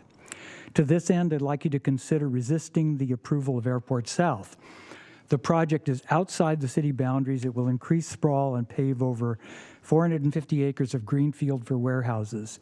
To pave over good farmland, ruin the habitat for many species, and take away areas on the Pacific flyway from migrating birds seems like a bad idea. Can't we put the warehouses in a less environmentally sensitive place? I'm not against growth, but as I'm sure you understand, let's do it in a way that harms the environment less. The city and county have both developed climate action plans and other environmental documents ostensibly demonstrating their interest in moving our region to a more sustainable footing. The words have been going in the right direction, but the actions have not. Inch by inch, acre by acre, our region is getting paved over. Those pictures we just saw looked like a cancer metastasizing to me. I urge you not to approve this project. Do not take our precious natural habitat and viable ag land and pave it over for warehouses. I ask you to stand up for doing things a different way. Please wrap up your comments. Thank you. A better way than we have now. All this development has gotten Sacramento a terrible air quality and ever-shrinking open spaces. Can't we find a better way? Thank you.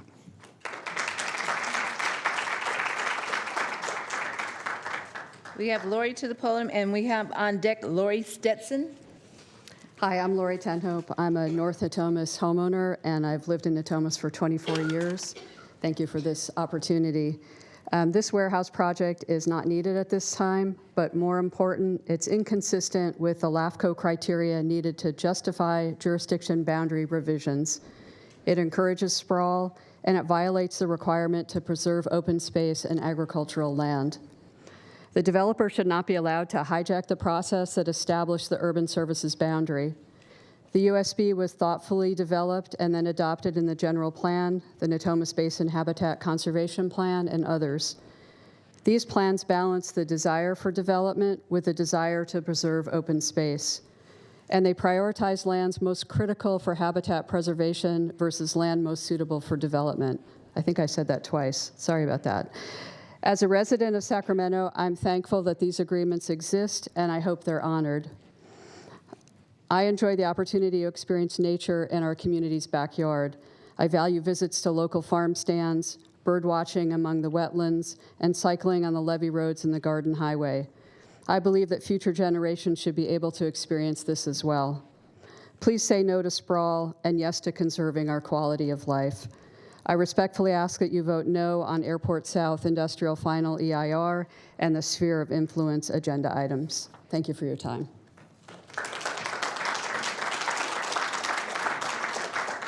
We have Lori, and on deck, Susan, please. Hello, I'm Larisse Stetson. I'm a resident of Sacramento and a local activist, but I'm here tonight to share with you my background as an advocate for the Department of Conservation and with the Resources Agency. The Department of Conservation monitored agricultural lands that were lost, soil qualities, Williamson Act, conservancies that are going to try to save ag land. And at the time that I lobbied, LAFCOs were looked at to take action and preserve ag land. And it's one of your goals tonight, a proper, logical process and protection of ag land. This land was used for mitigation for the airport, and to renege on that now, I think, is a sad state of affairs. And I also noticed that the staff has done a good job, but it's sort of like finger pointing. Like, if you do this tonight, the city doesn't have to do anything, but the city's already started the EIR here. So it's really questionable how this project, even though the landowner can apply, should be considered in this sort of finger-pointing process. We're not doing that here at LAFCO. The city will decide, and maybe they will or maybe they won't. It's very confusing, and I think you shouldn't take action and have the city do their due diligence first on this project. Thank you very much. Thank you, Susan. And on deck, we'll have Joel. Good evening. LAFCO members, I am Susan Wigley, and I live in Natomas, within a mile of the proposed Airport South Industrial Project. I ask that you vote no for this project for the following reasons. The ASIP project is projected to be constructed within a half mile or less from hundreds of homes located in the adjacent Westlake Homes community. Additionally, this project is also scheduled to be constructed immediately behind the newly built Paso Verde Elementary School, which has 1,000 students, K through 8. These homeowners and students deserve a quiet and healthy environment in which to live and learn, free of idling big rig noise and diesel fumes pollution. I urge you to vote no on the Airport South Industrial Project in the city's sphere of influence and have the current EIR amended. Thank you.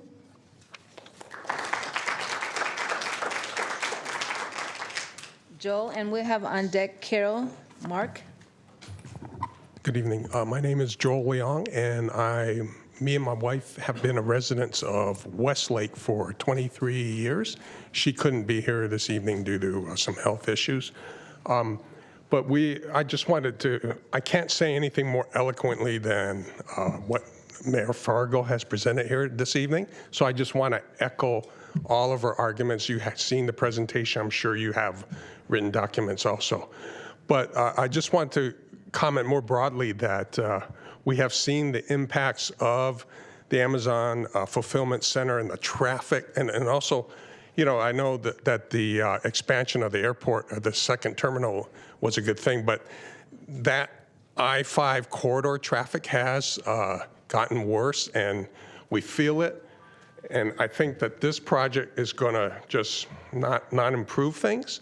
And I think the developers tonight, in their arguments, kind of second what Mayor Fargo was trying to say, that you approve something and it just starts a momentum, and therefore, why stop it? Because, like someone else said, the cancer keeps growing, so let's just keep it going and keep it growing. So I think you have to ask yourself why an out-of-state developer is so interested in this little piece, relatively small piece of land for them. Follow the money, and I think you'll have your answer. Thank you. Carol? And on deck, we'll have Christine. Sorry. Good evening. My name is Carol McKee-Mark, and I serve as the Climate Chair of the League of Women Voters, Sacramento County. The League strongly opposes this proposed industrial development in Natomas. Our organization across national, state, and local level advocates for responsible land use decisions that prioritize environmental protection and sustainability. It is our understanding that the LAFCO is committed to preserving open space and agricultural resources while discouraging urban sprawl. This industrial complex would not only degrade our environment, but also threaten a fragile and protected ecosystem. We urge you to vote no on this project. Thank you. Christine, and on deck, we have Rita Donahue. Hello, my name is Christine Schmeckel. I'm a native of Sacramento, and I've lived in the Natomas area for half my life. What I do want to request that you deny the annexation and what's on this agenda item for all the eloquent reasons that our folks here have said.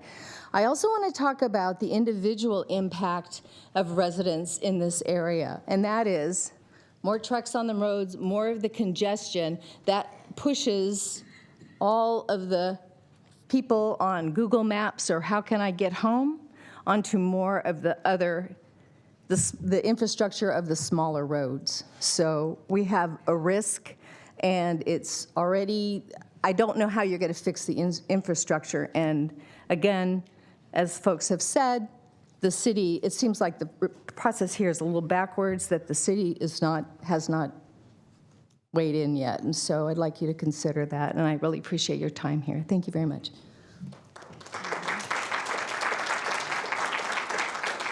After Rita, we'll have Liz, please. Commissioners, my name is Rita Donahue, and I'm a former resident of South Natomas for over 20 years. I currently reside in West Sacramento. I'm also a former planning commissioner at the time that the North Natomas Community Plan was being developed, and this was not certainly something that they would consider in hindsight. I'm concerned about the process. Normally, something like this would come actually before the Planning Commission and then be forwarded to the City Council, and I think that should have happened in this case and still can if you vote no for this project, and on the SOL and no project, no build alternative on the EIR. Secondly, I'd like to point out I did write some comments that are probably in your packet, but I would like to expand upon the fact that I don't think there's any urgent need for this, that it has not been indicated.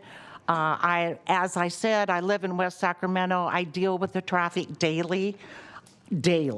I mean, we have the Port of Sacramento, we have, or Port of West Sacramento now, and the Metro, of course, post office, the Sacramento post office there.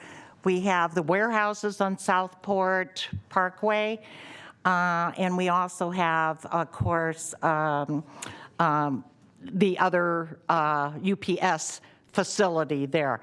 So daily, as we leave our residence, we are confronted with semi-trucks, and also the trucks leave, like UPS, at 9 o'clock every day.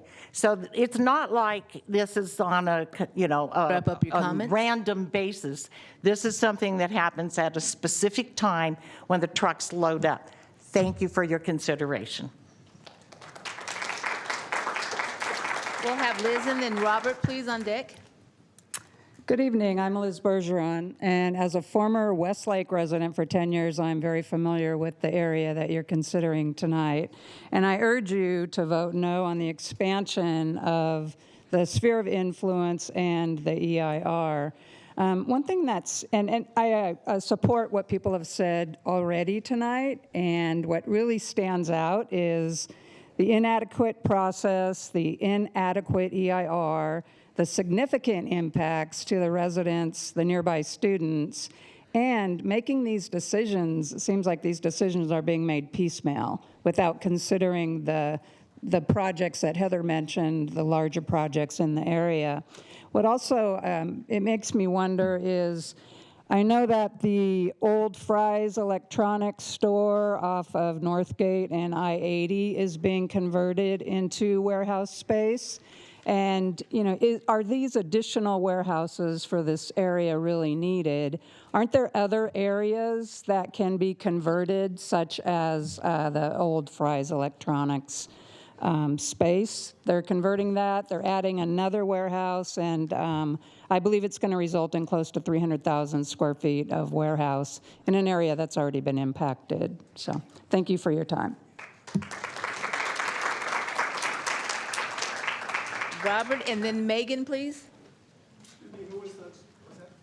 Robert Burness. Okay. Robert Burness. Yes, I couldn't hear my name very well. And then we'll have Megan Elsie. Good evening. Robert Burness, resident of Sacramento City, involved with Ecos Sierra Club and other organizations. I'd like to really ask just two things.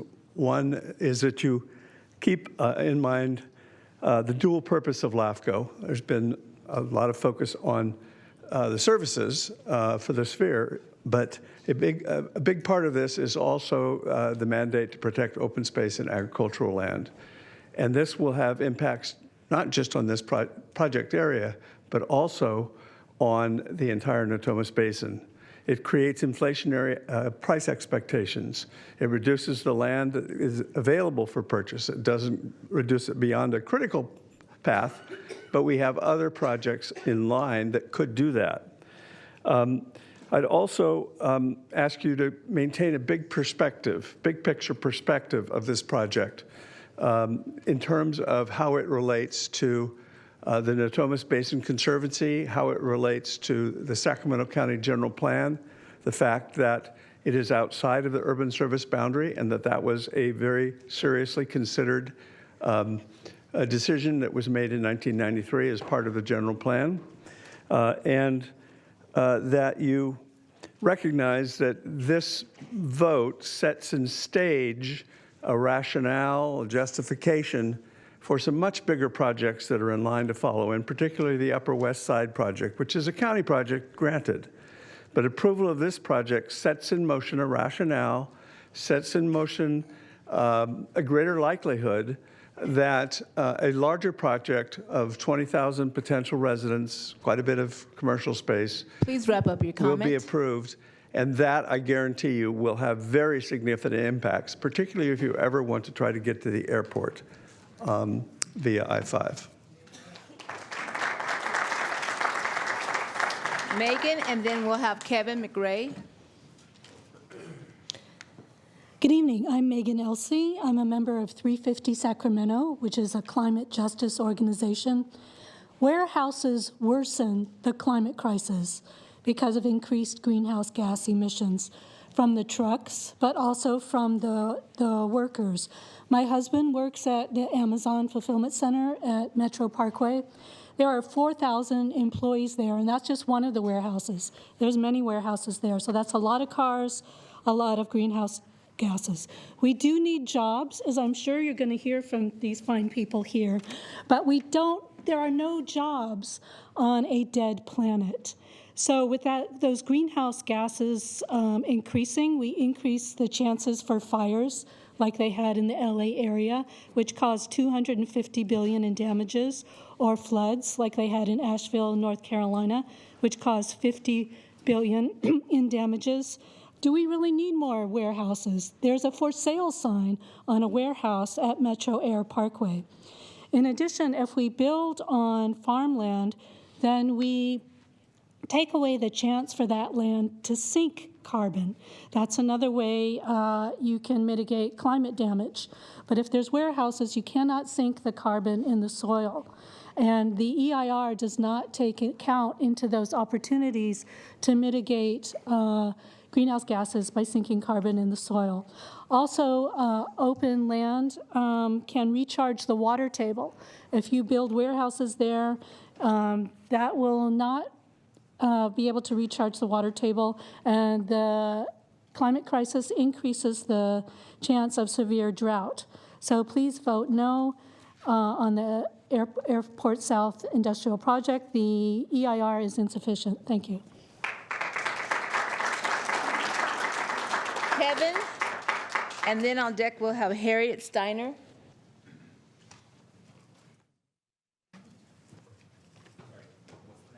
Kevin McRae,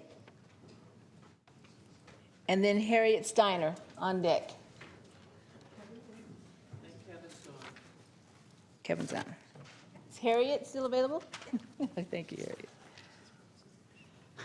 Good evening, Commissioners. I'm Harriet Steiner. I'm a resident of North Natomas. My husband and I moved there about 4 years ago.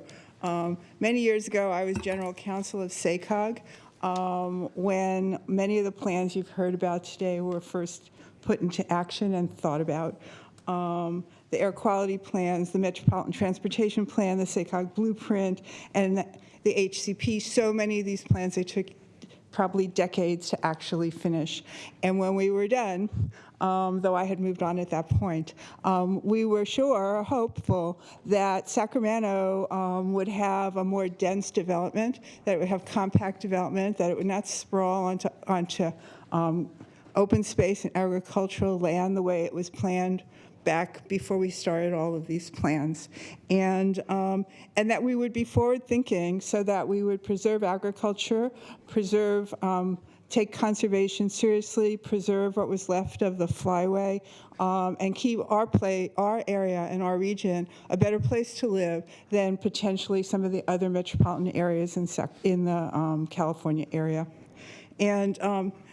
And so now we get to this, and we have this project and two other projects that are waiting in the wings and this particular property is on project that was designated agriculture.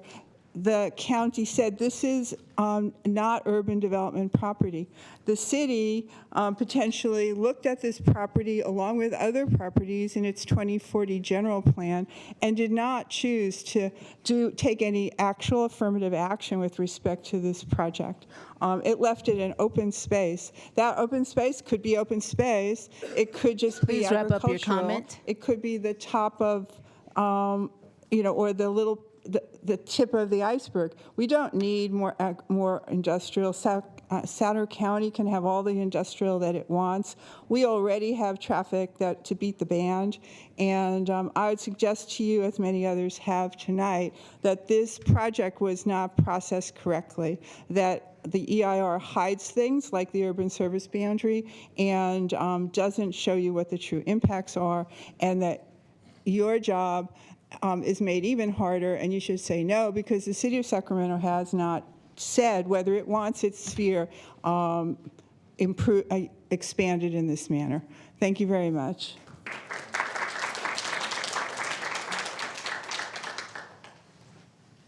Judith, and then Jim Packle. Just a reminder that we are trying to keep it to less than 2 minutes as much as possible, please. Thank you. I'd like to cede my space to someone who has to leave. Her name is Dawn Whitney. I'll come at the end, because I'm not going to leave.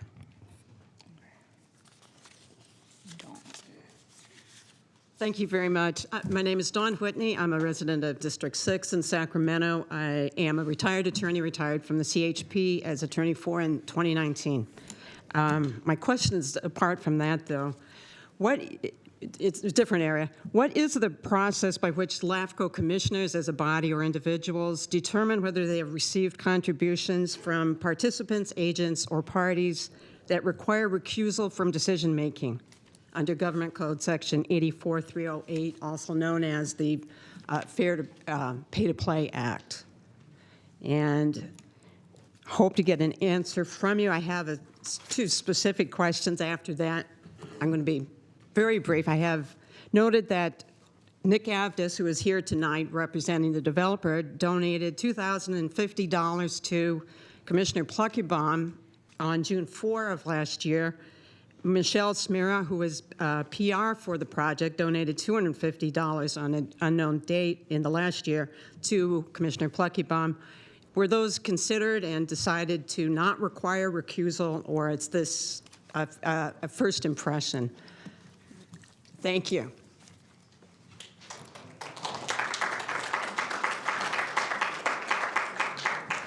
Jim, and then James, please.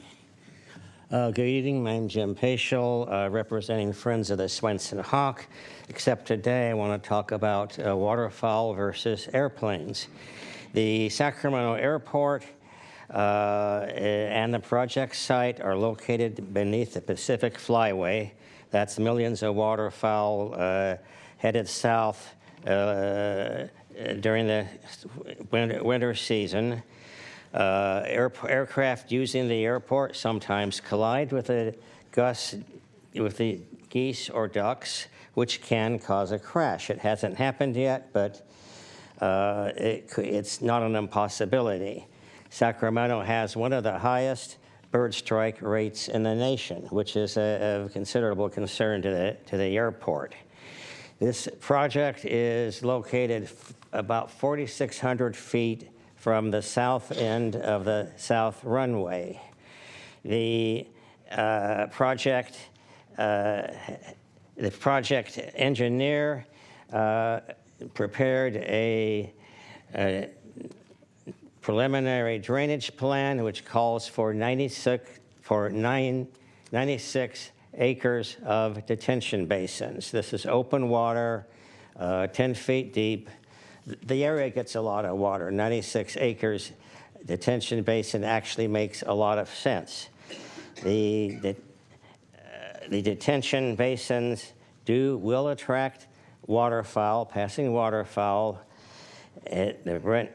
Having them so close to the end of the runways will increase the likelihood of a tragedy caused by a waterfowl collision. This project can be easily located at a much less risky Please location, wrap up your comments. a bit of a distance from the airport, maybe just east of the drainage of the NEM deck, distant from the airport where drainage and groundwater are smaller issues, and the odds of a bird strike created by this are simply not much smaller. Thank you very much. Thank you.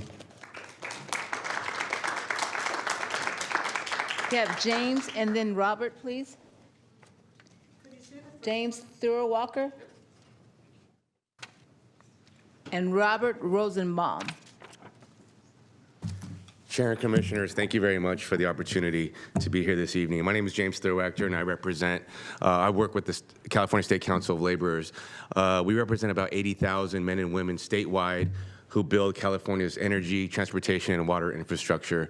We provide pathways to the middle class. And I'm not going to get too much into the arguments of why we support this, because I'm confident that my colleagues behind me will do that. Instead, due to time constraints, I want to talk about AB 98, which is a bill that we sponsored last year. And this created very aggressive and pragmatic mitigation measures for developers to implement these measures for projects just like this, right? We're calling this 21st century warehouse design and build standards, and what this will include, not limited to, but truck loading bays that will be oriented away from sensitive receptors. This goes to the direct air quality concerns that were brought up today. A lot of the environmental communities throughout the state weighed in on this. This is very important to know because a lot of these concerns that we're hearing about the environment, I implore everybody to read AB 98. It also requires new minimum distances between loading bays and residential areas, updated mitigation standards for noise and light pollution using screening and buffering. And it will incorporate energy-efficient features such as EV charging infrastructure, PV solar panels and battery storage, cool roofing, and high-efficiency HVAC systems. Now, these centers are already being built in Southern California and to an extent in Central Valley. It's imperative that we remain competitive here in Sacramento and in the nearby region. This is going to create jobs. This is responsible, and we commend the developer here today Please wrap up your for comment. taking this into consideration. So thank you today.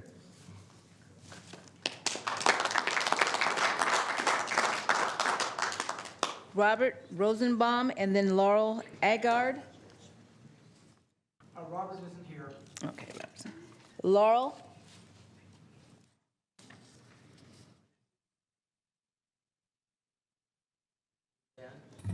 I will be brief. I agree 100% with all of the people who have recommended voting no for all the reasons that were stated. I would like to express one thing. I believe all of you said that you do not reside in the North Natomas area, correct? I would like to ask that each of you try to drive north from downtown, up I-5, past the airport, any given afternoon. It is stop and go. It is highly impacted. Going the other way in the morning is the same way. If we are putting more trucks out on that road, it will be horrendous. And all the other impacts as well. I grew up in Southern California. There was suburban sprawl. When I left, when I was growing up, there was open space between Ventura County and LA County, and LA County and San Diego County. That open space is all gone. Once you build on green space, it's gone forever. So I urge you to vote no.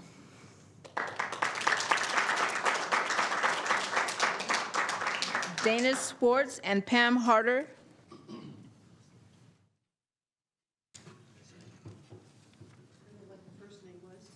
Dana Swartz. Dana? Excuse me, Dana.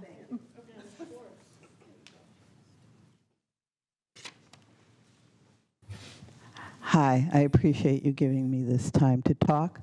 I'm a resident of North Natomas, and like Laurel, I agree with all the people who have been opposed to this project for all the reasons. I don't see why we need more warehouse space right next to a school and all these homes.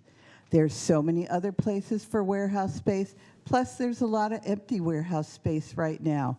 I just do not see any reason for this and how this at all is aligned with LAFCO's goals. It's totally opposed to what you stand for. So please vote against this.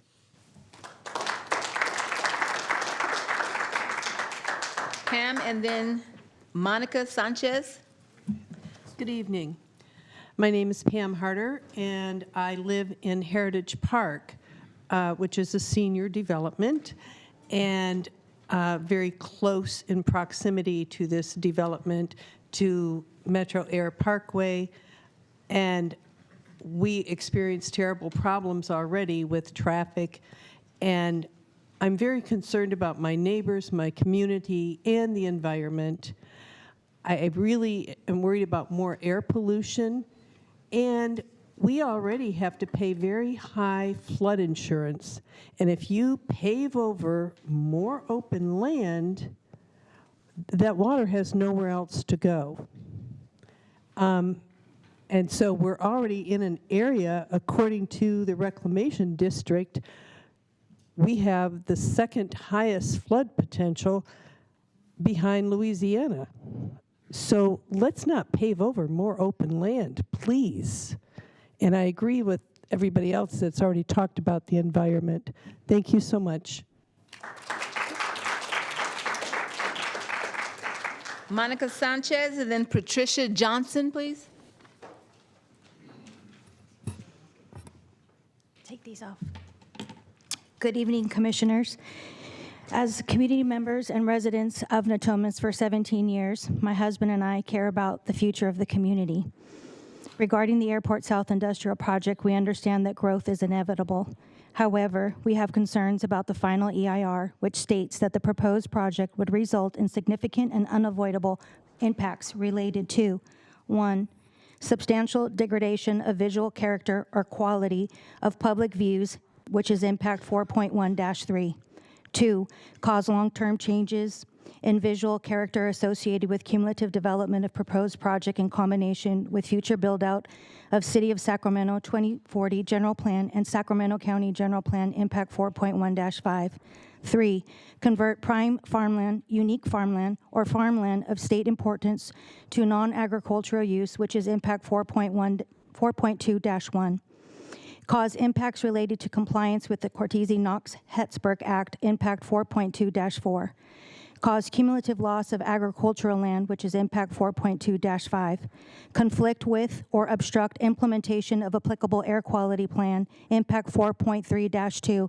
And lastly, result in cumulatively considerable net increase in criteria pollutants for which region is in non-attainment, Impact 4.3-6. Further, due to the shallow depth of groundwater in the area, if a release of hazardous materials did occur, a toxic plume would likely impact the surrounding residential communities and schools for decades to come. All of this for an industrial development next to a quiet neighborhood and school in the area where the City of Sacramento has not requested the expansion. Please wrap up your comment. Thank you. Maps on the screen do not fully depict the impacts to over 900 homes and thousands of Westlake residents and elementary-age children. We request the Commission to vote no on the impact on the project the sphere of influence and final EIR, and I thank you for the opportunity to provide comment today.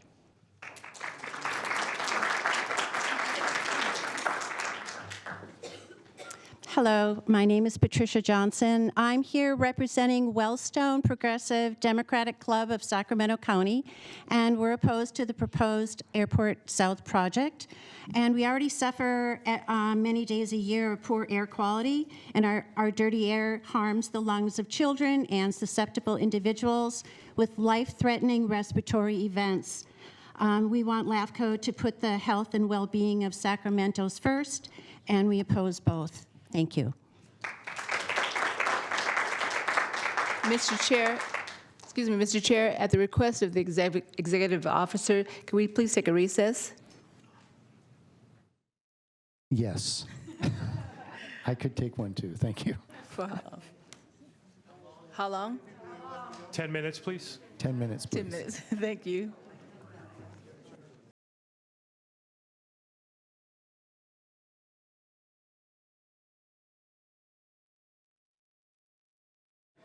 Hello, everyone. Is this on? All right, there we go. Excuse me, everyone. Can we? Shh. Please, let's get back to order so that we can move along. Madam Clerk, who do we have next to speak? Mr. Chair, I'd like to call the roll to reestablish a quorum. Okay, thank you. Okay, Go ahead. Commissioners Little. Here. Carter. Here. Hume. Here. Jones. Here. Desmond. Here. Pratton. Here. Pluckenbaum. Here. You have a quorum with the members present. Okay, I think you have something to say. A question was raised as to potential conflict for campaign finance contributions. I reviewed my contributions. I received a contribution from Nick Abdis more than a year ago, a contribution from Michelle Smyra about a year ago, under $500. But even just to avoid any appearance of conflict, I'm going to recuse myself. Thank you all for a lovely discussion. I look forward to watching the rest on TV. Thank you. Thank you. Mr. Chairman, we take another recess so that we can switch the names on the computer again? Oh, and we'll bring. Yes, okay, just a brief recess. Thank you. Really brief.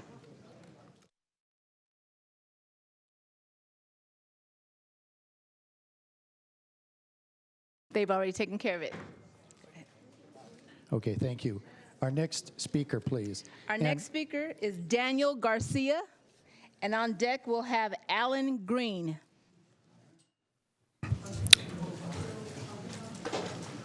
Good evening, Chair and Commissioners of the Board. My name is Daniel Garcia. I'm a resident of Sacramento and a proud member of Labor's Local 185. I'm here this evening in strong support for the proposed Airport South Industrial Project and urge you to do the same. This property is strategically positioned for industrial development with easy access to the major highways and the international airport. The project will create enormous job opportunities during the construction and long-term operations, strengthening our region's economic stability for everyone. This project stands to benefit not only my union brothers who are here tonight proudly showcasing their La Una orange, but also others in our community. It will provide opportunities for apprentices eager to build their careers, young people entering the trades, formerly incarcerated individuals, and returning veterans from service looking for a second chance. I know this because I was once in their position. But thanks to the union, I was able to turn my life around. The union gave me the structure and support I needed to build a better future for my family. However, success in this industry often comes with sacrifice. As I spend 2 to 3 hours a day commuting to work outside of my local area, losing valuable time with my family and loved ones that I can't get back. But I believe we can create better opportunities for others and minimize these sacrifices. As board members, you have the power to bring good, well-paying jobs closer to home and improve the lives of countless hardworking families in our community. I respectfully urge you all to move forward with this project without delay. Thank you. Good morning, Alan everyone. Green.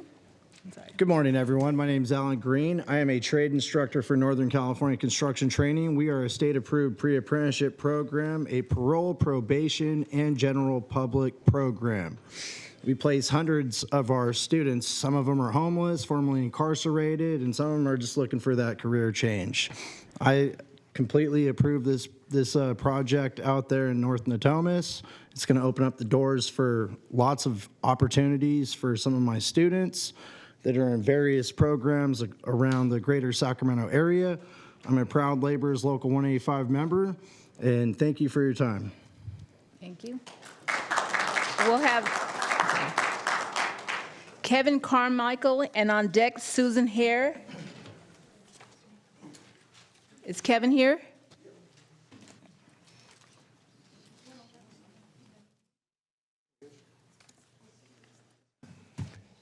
Good evening, commissioners and staff.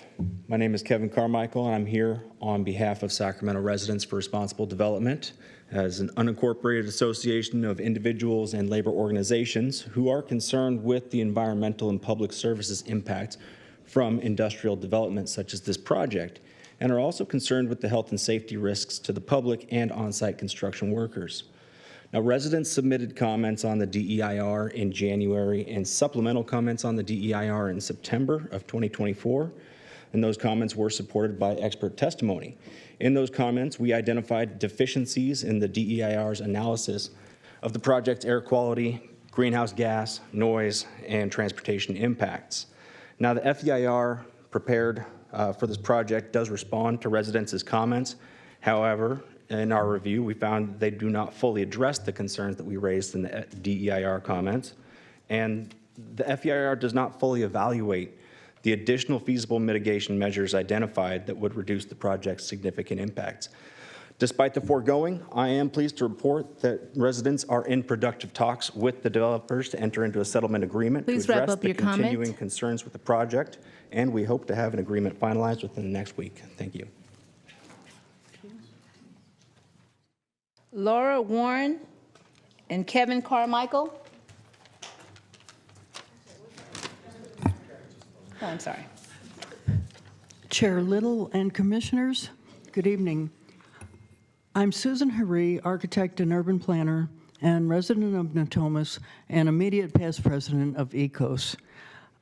First, I'd like to bring to your attention factor 4 of the factors that Executive Director Jose listed for you as factors that you should consider when you're deciding tonight.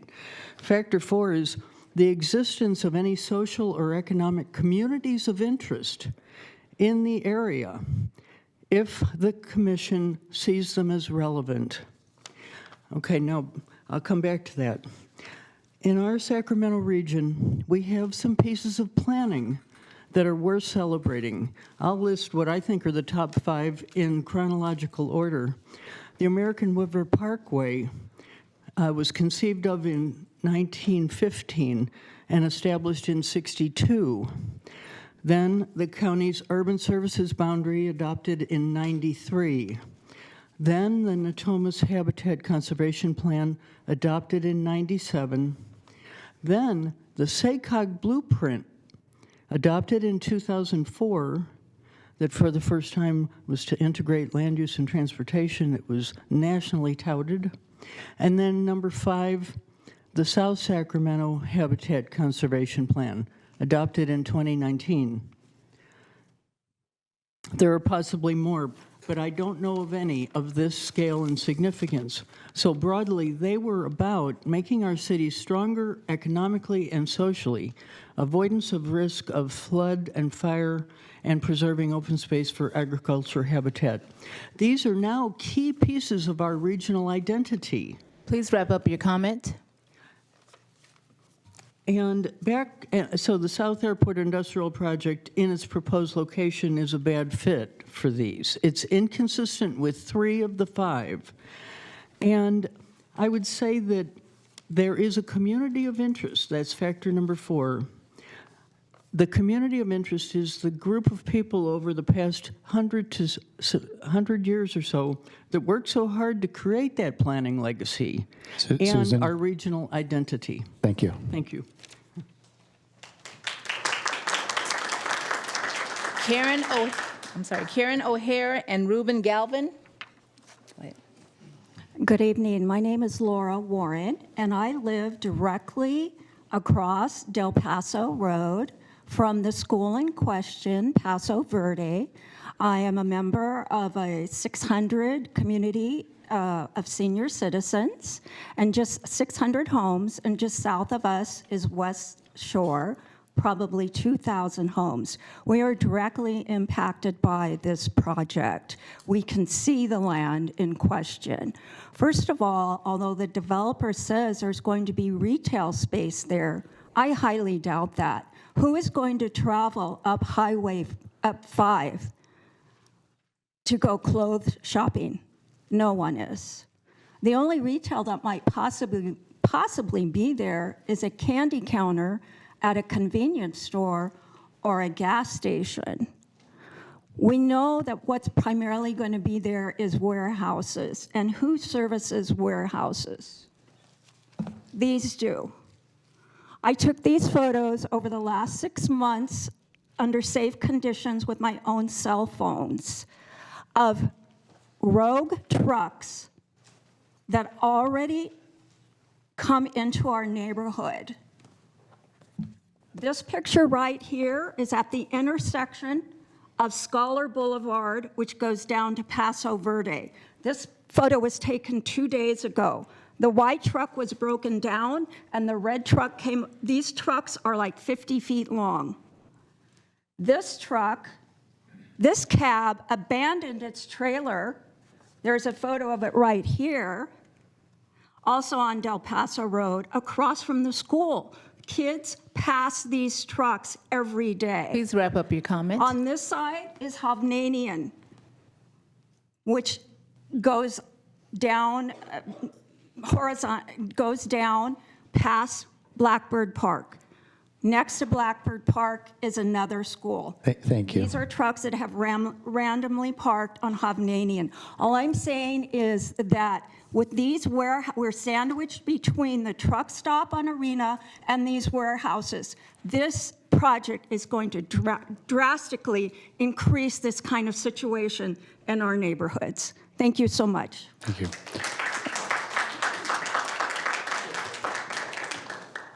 In the interest of fairness for everybody, I'm going to cut off that microphone when you hit that 2-minute mark if anybody's still talking. So we're just trying to keep it flowing, but Okay. we need to understand that in order to get through here, we have to do that. Thank you. I'm Karen O'Hare, and I'm here to testify and ask you to vote no on both certifying the EIR and on the sphere of influence. I'm here because I'm a resident of Westlake. I've lived in Natomas since the 80s, and I'm a former land use planner for SACOG. This proposal flies in the face of good planning. It also violates and is in conflict with your goals. And I appreciate everything LAFCO does to get good development in the region. But this proposal is your goal is to prevent urban sprawl, one of them, and protect open space. This proposal does neither of those. It is also in conflict with existing land use plans. There are no resources to serve this area, which is why they want it annexed. There's no water available for this project. And the proponents showed pictures of their other warehouse developments in the valley, in Sacramento. They did not show any next to schools or residences. This is right next to residences and a school, and it should be voted no on for both of these, and I appreciate your vote on this. Thank you. Ruben Galvin and then Patricia Solari. Good evening. My name is Ruben Galvan. I have been a proud union carpenter since 2013. My concerns about this development are if workers on this project will be paid fair wages, and will they be provided health insurance benefits. I am a firm believer in training and apprenticeship programs that can be considered for this and other future developments. I have been a part of a 4-year apprenticeship program that has given me the essential knowledge, tools, and confidence to do the job right. All while at the same time gaining the experience from the job site.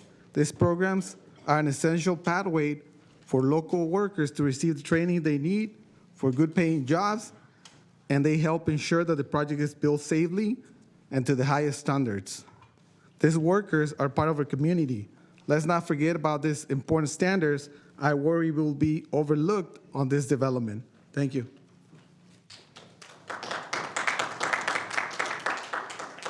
Patricia Solari and Sean Worth. Good evening. My name is Patrick Solori. I represent Sierra Club, ECOS, and Friends of Swainson's Hawk. I previously submitted detailed comments regarding the draft EIR. I don't see time. There we go.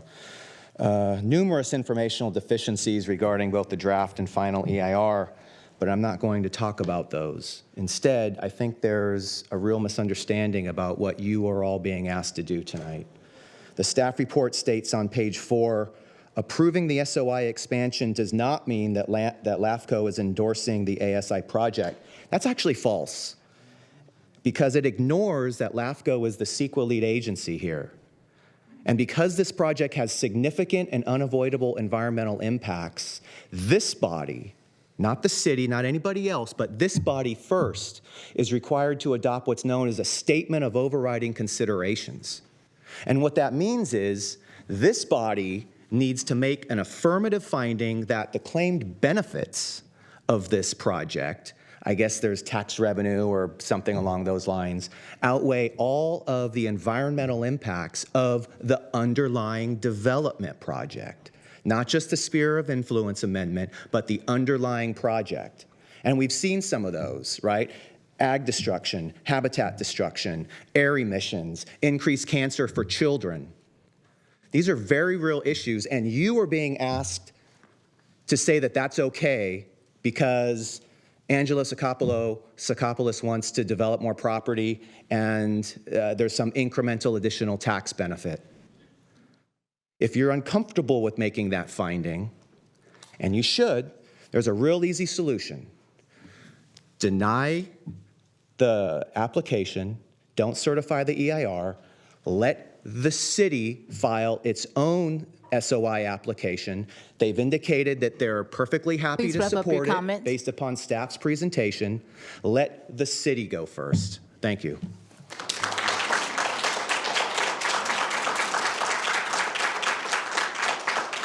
Sean Worth and then Janet Olasak.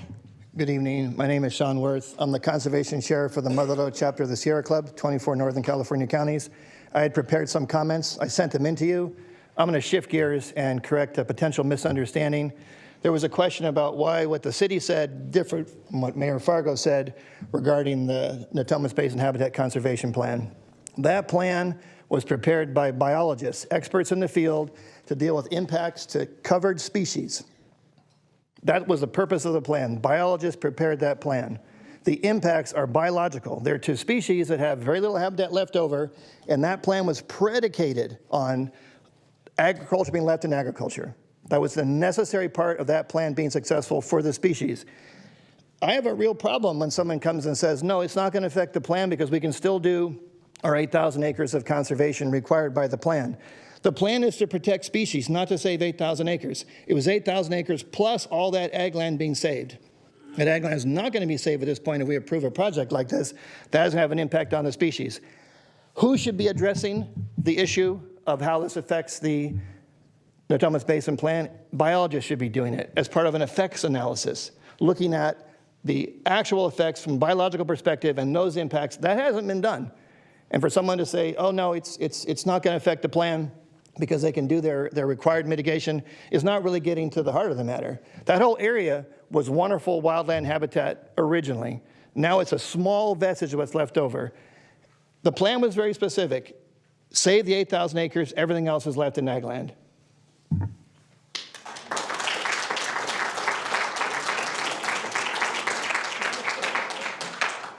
Is Janet Olasek here? Moving on to Jan Shorey. And then Corrine Gartner.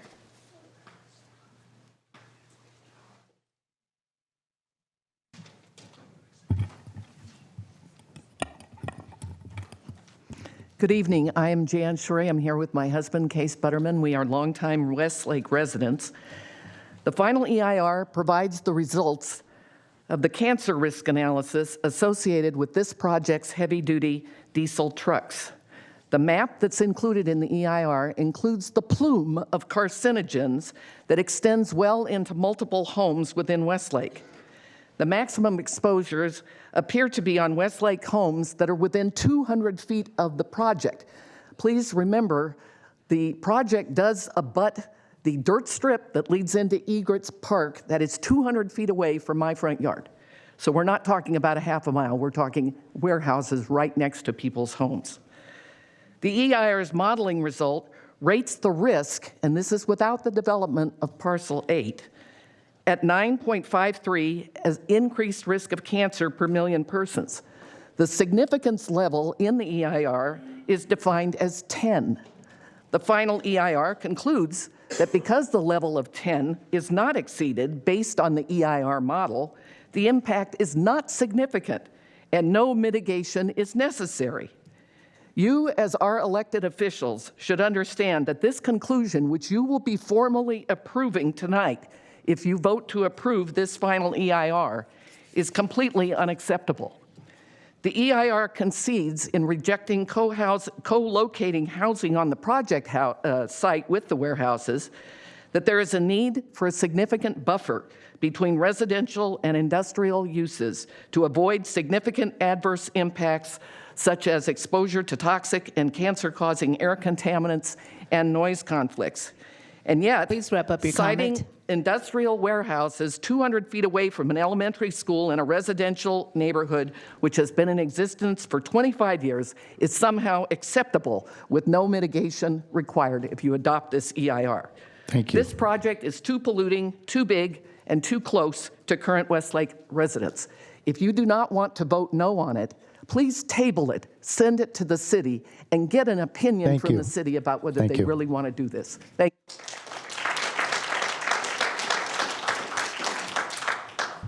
Corinne and then Edith Thatcher. Hi, good evening. Thank you for the opportunity to comment. As a registered voter, a concerned citizen, a mother, and a resident of the Westlake neighborhood in North Natomas, I'm here to voice my strong opposition to the Airport South Industrial Project. My home looks directly out on the protected open space and ag land upon which this misguided project proposes to build millions of square feet of unneeded warehouses. And you probably saw my house on some of the pictures in the ECO's presentation. It was right there. Let's be clear. Contrary to the statements you've heard earlier, if you vote yes tonight, you are green-lighting this project, which would be a disaster for the environment, the visual appeal of our established, quiet residential neighborhood, and our quality of life in North Natomas. This proposed project is wrong on so many substantive levels, and I echo all the sentiments you've heard tonight in opposition to the project. I had prepared some comments on the flawed process that led us to where we are today, but Mayor Fargo and others have already eloquently spoken to those. Suffice it to say that today you're being asked to make key decisions on a project that the Sacramento City Council has no knowledge of and has as yet not publicly discussed. And let it be noted as well that the two representatives of the city on this body have both recused themselves, so there's nobody from the city that's currently represented. Today, you have the power to stop this ill-advised project in its tracks and perhaps to restore a little faith that our government actually works for the people that it serves and not for the interests of private developers. Please do the right thing. Say no to increased traffic, noise, and pollution by voting no on the Sphere of Influence Amendment and voting no on certifying the EIR. And in closing, I want to share a few notes that my 12-year-old son gave me to share with you tonight. He says, "I am very opposed to this development happening. It would hurt the well-being and health of tons of children, including myself." Thank you.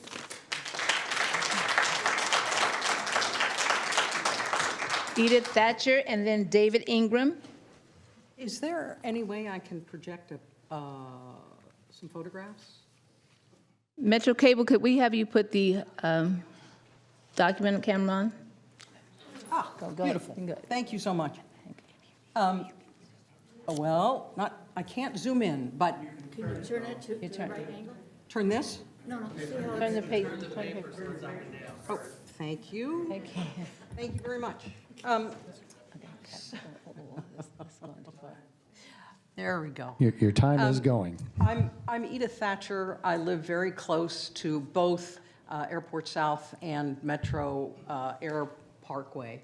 I went up to the Metro Air Park today and took a look around, and I very much appreciated the view of Metro Air Park from the air, showing the number of empty spaces that are still there, in spite of the 10 million square feet that have been built out and the 29 buildings.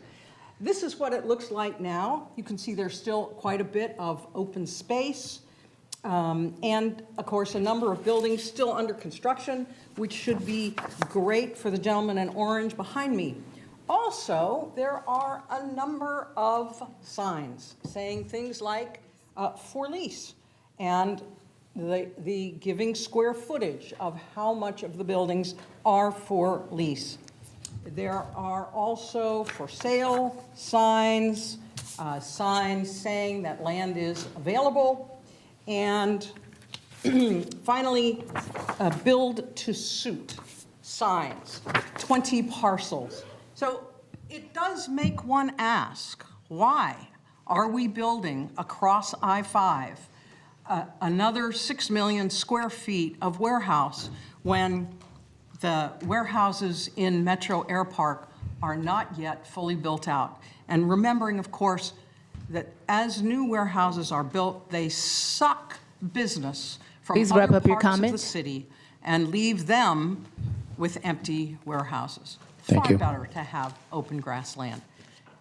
Please vote no. Thank you very much for your time.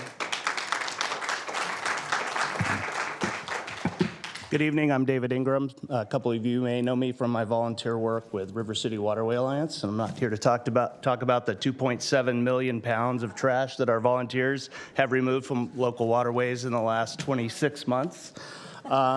We work really hard to preserve natural habitats in the area.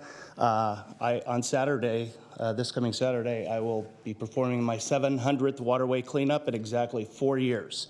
I work extremely hard to help, and my group, to help preserve space. I wish I had the power to yield that you do to sit here and preserve this much space just with one decision. You see this, some people see this, I think the developers and maybe some staff recommendations see this as just like open vacant fields. I moved to Sacramento just a few months after a young rookie guard, Sacramento Kings guard Bobby Hurley, was involved in a really tragic accident, nearly fatal, at an unknown intersection at that time, Del Paso Road and El Centro Road. There was nothing there surrounding the new Kings Arena, the Arco Arena, except for fields. Look at it now. That was just 31 years ago. Look how fast everything has been paved over. in 31 years, just a speck of time. And that's how long I've lived in Sacramento. And I moved to Sacramento on the Sacramento River to enjoy that beauty and the open space, just like a lot of people that moved to the north area in Sacramento. And we have systematically seen it get paved over and paved over and paved over. Those open spaces were our paradise. That's what we chose about Sacramento. That's what makes it unique. There's a song with the lyrics, you paved over paradise and put up a parking lot. It's happening. Please wrap up your comment. Our paradise is the open space. And you have the opportunity to save it without having to spend 400 or 500 hours trying to clean and protect something. So please do the right thing. Thank you.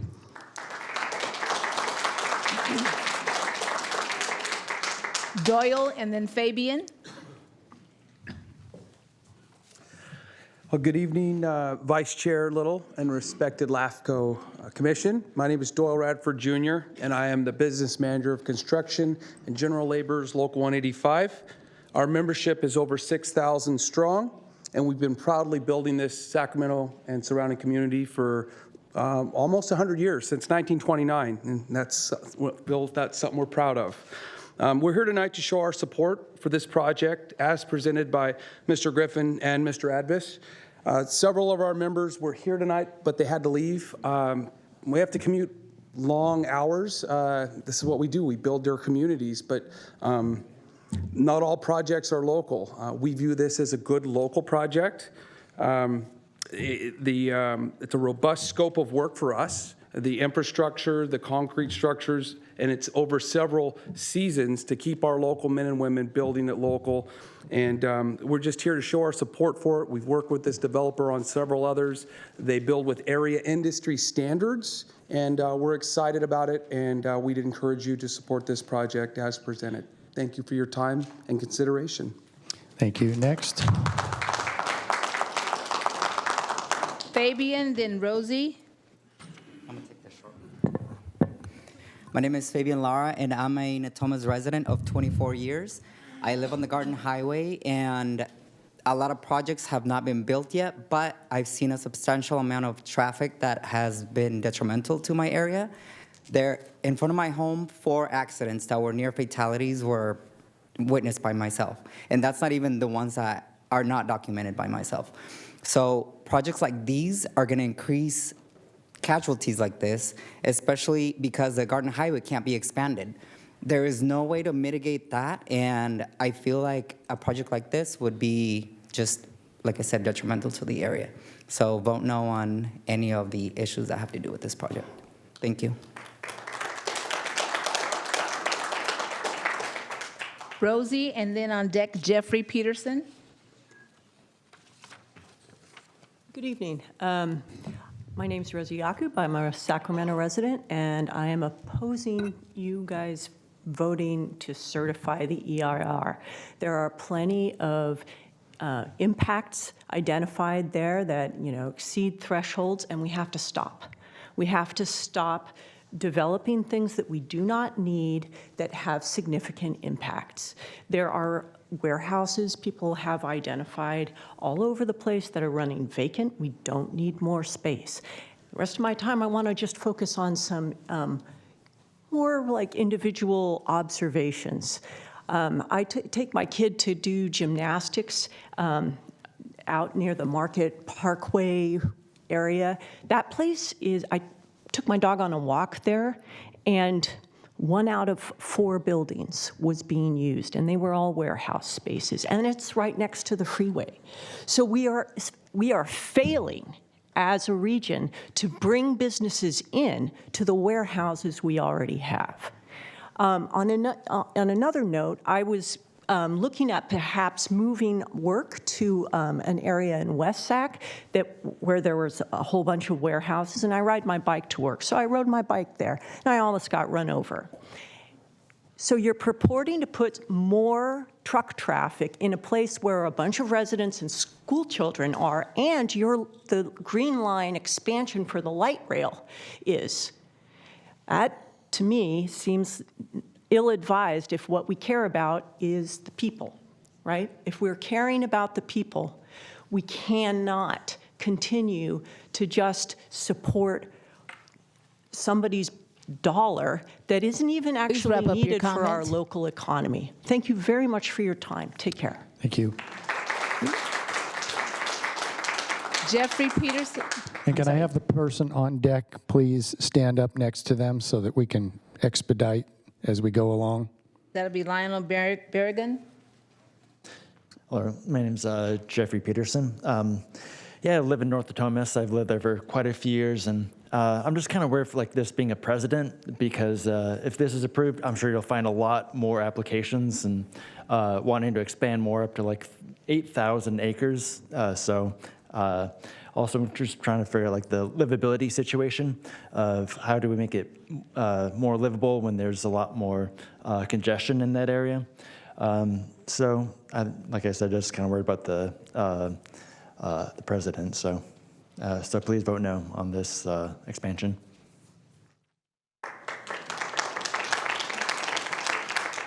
Lionel Berrigan, and then Amanda Burnett on deck, please. Amanda, please come down. Good if you're evening, here. respected leaders. My name is Lionel Berrigan. I've been a longtime resident of North Natomas. I am strongly supporting this project because it will keep local jobs within our community, allowing families to work closer to home. The proposed location is ideal with the convenient access to Wi-Fi and the airport. I encourage you to approve this project for the benefit of our local workers and our economy. Thank you. Thank you. Is Amanda Burnett available? If Okay. not, we'll call Ralph Proper and Luz Lim on deck.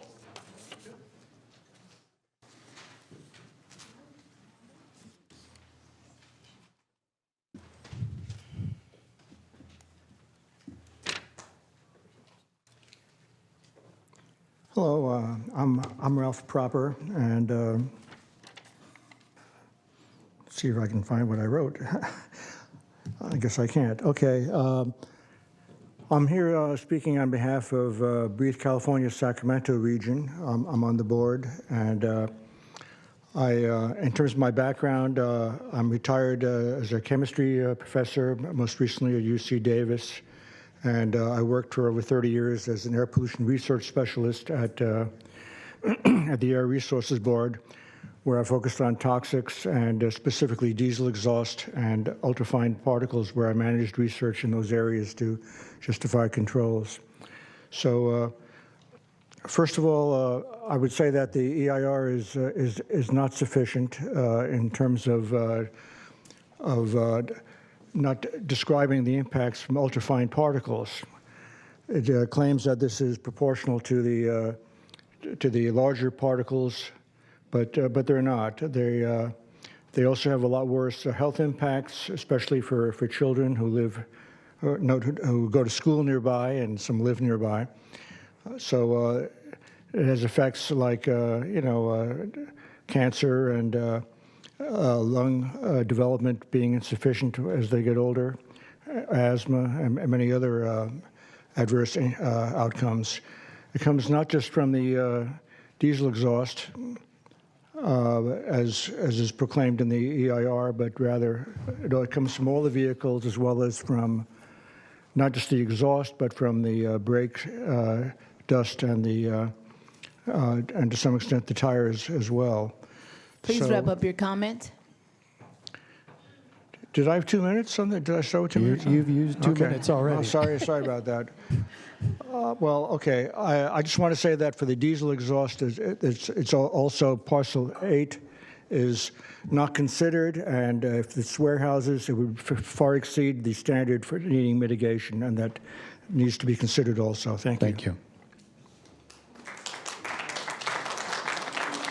We'll have Luz, and then on deck, Sheila Harrington, please. Good evening. My name is Lou Slim, and I am the policy analyst for ECOS and Habitat 2020. By now, you know my position on this project and the technical reasons why I feel you should vote no on the EIR and the SOI amendment. What I'd really like to do with my few minutes is to call your attention to a perspective that is not as represented in the room, but one of the most impacted by your decisions tonight, and that's the youth.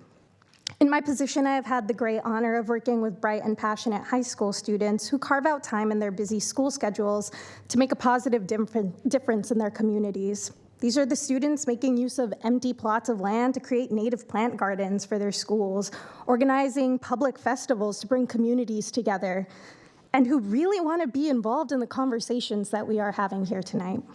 But in my interactions, as these students learned that the farmland that makes Natomas so special was at risk, the land that had provided them clean air and a view of the birds and species they learned about from school textbooks was at risk for unnecessary warehousing, they were shocked. They were frustrated and concerned to learn that an organization created to defend agriculture and to guide planning for a climate-smart future may vote to set in motion the permanent destruction of precious farmland and encourage sprawl. And they were even more disappointed when they realized that they and their loved ones had not heard about this project until a decision was about to be passed. The youth are the ones who will have to live with the results of tonight's decisions.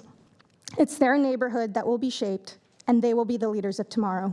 Please recognize that this is an opportunity to really listen to your community and teach the youth that the leaders of today do care about the legacy that's left, that there should be faith in the system that we have. Please wrap up your comment. And that it's worth engaging in the process. Thank you. Thank you. Sheila Harrington, then we'll have Kent Layson on deck, please. So good evening, commissioners. I am one of the people who is tabling what I was going to say something else, which is that people have spoken a lot about the air quality, and I want to talk about the fact that whether or not the city and the county could or would be able to extend services to this area, neither the city nor the county will be able to mitigate the negative air quality effects. And people have spoken about the health effects of that. There's also our city and county carbon reduction goals that have been committed to, and a plan like this is going to make it all the harder for us to actually meet those goals by the deadline. The other thing that I just want to say quickly is that it seems like there's been enough disagreement on whether the process involved has been legitimate or not, that at the very least, I'm grateful that the discussion is continuing, but I think it would be, in my opinion, a really good idea to continue the actual decision until you're able to get more information and sort that out. Or you could just vote no on the project and the EIR and that SOI, and that would be fine too. Thank you. Kent, and then Chris Perros on deck, please. I appreciate the offer, but I've already spoken. Thank you. Okay. Chris Perros, and then Lindsay on deck, please. I have some handouts that 11 by 8.5 by 11 that I handed the clerk before. Do you have them? Yes. Yeah, that's fine. My clock's, before my clock starts. Well, your clock is rolling. Okay. Let's So you've heard a lot of talk. If you look at I won't have time to go through everything, and unfortunately, I scribbled all over this, so I won't show the maps. But I want to point out to you the first map so that you could get a feel of Metro Air Park. This shows Metro Air Park. It's roughly about 2.5 miles from I-5 all the way to Alberta Road. And I went this weekend and drove around, and as you can see, there are 12 very large vacant buildings that are vacant for lease in the site, and all the areas in red on this map are vacant land that's all for lease and ready to build, available to build. So you've got thousands of acre land that are in the urban services boundary, and therefore, because you're trying to remove farmland, you're violating the LAFCO standard I.6, and you can read that. And I will also note that there is no tenant, that the applicant has no tenant lined up for this property. So I'm opposed to it, not because of what it is, but where it is. The next map is Natomas, and we've talked a lot about alternative sites, And what I've done here is made in red all the areas of land in Natomas, only Natomas, that are vacant, awaiting developers. As a resident and a longtime Natomas resident, I got to tell you, we've been dying to get some businesses in the USB.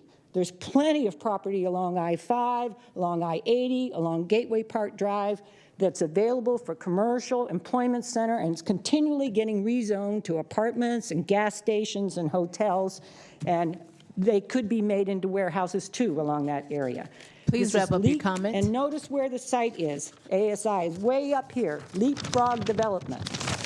Lastly, people have talked about the air quality, and you'll see the resolution up here that you're supposed to be one of the things you're Thank you. supposed to sign. Your time is up. Thank you. And Thank you for your notice comments. the last statement. You can see all the Thank you. EIR stuff.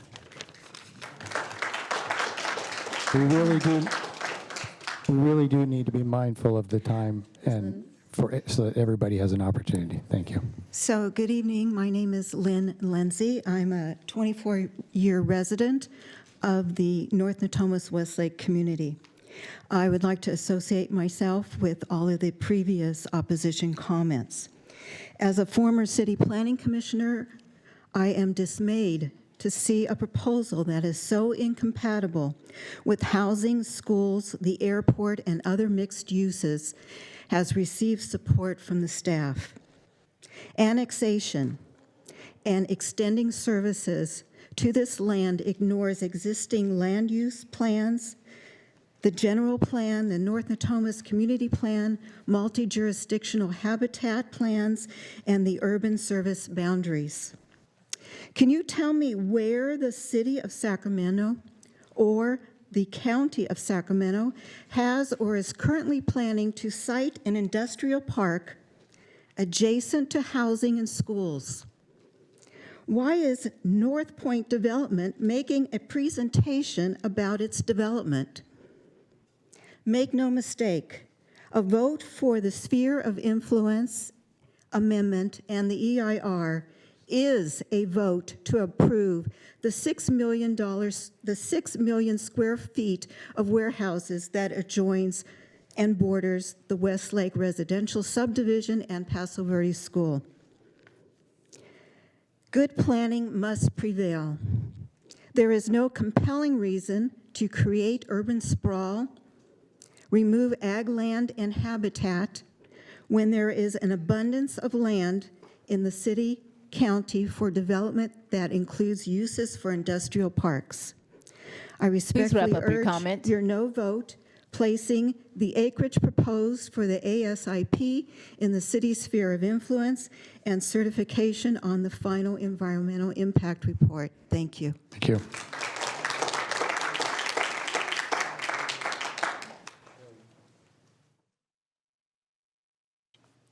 Mary Johnson, and on deck, Jaime Torres.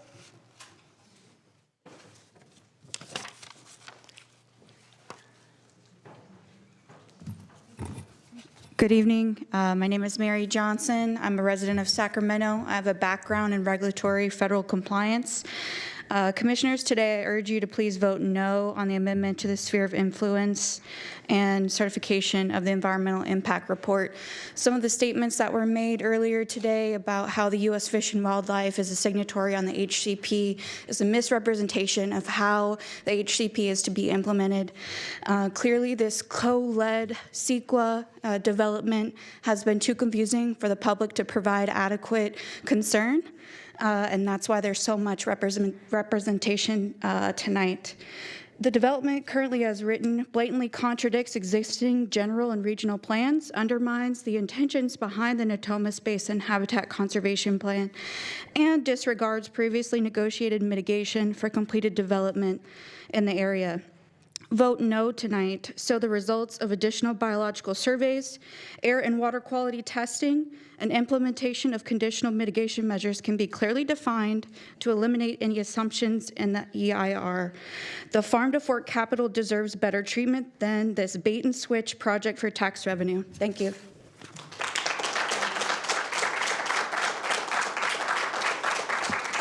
Jaime, and then Leslie Cummings, please. Good evening, Acting Chair and fellow board members of LAFCO. Thank you for taking the time and hearing this subject today. I greatly appreciate it.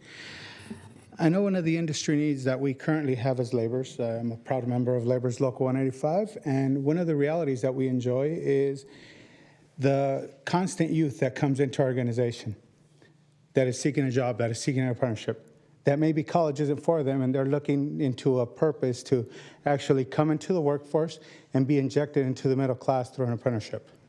This is a reality that was present for me, something that's made it possible for me to be a homeowner, for me to choose whatever vehicles I want to drive, for me to access entertainment and different pleasures in life that other people may have this opportunity and enjoy in our near future.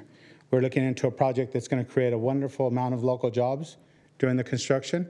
We're looking to create and harbor some of these local jobs during the tenure of this facility existing, and actually having a fair competition for the county of Sacramento to actually go and have the upper hand on the city of Woodland because of the proximity to the airport. The industrial area that Woodland has, it's quite significant, it's quite powerful, but we want to actually have the leading edge and have the proximity to the freeway, to all the infrastructure that exists near the I-5 corridor to be accessible to everybody, and to have somebody actually have an opportunity at life to be successful, to be happy, to maybe not have that obligation to go and fall in debt going to college, and actually have something where they could be tax-paying citizens to the city of Sacramento. Thank you very much. Leslie Cummings and then Lynn Randolph on deck. Leslie here? Nope. Lynn Randolph? Must be present to win. Lynn Randolph? Nope. Terry Burns? And then on deck, we'll have Derek Gordon. Derek has gone. Okay. And then last, we'll have Noah Painter as our last speaker. Excuse me. I'm the last speaker. What's your name? June. Oh, okay, I'm sorry. I do apologize, June. Okay, go ahead. We're all sorted out now, thank you. I'm Terry Burns. I want to associate myself with the remarks of Mayor Fargo about the significance of the urban services boundary and the Natomas Habitat Conservation Plan agreements. I served on the Natomas School Board for 33 years and was involved in the siting of all but the first 2 schools in this area. Paso Verde was designed to be an environmental education-focused campus adjacent to all of this environmental land that was going to be preserved for that purpose. If we were to try and site that school next to a industrial park with the pollution involved with that, I'm not sure the state would let us do that right now. But I assure you as elected officials that the parents would not let me site it there. It just wouldn't be a viable alternative. I think this EIR underestimates that impact on the students. I love my labor guys. There are plenty of open spaces that we can build industrial parks in already approved areas. Thank you.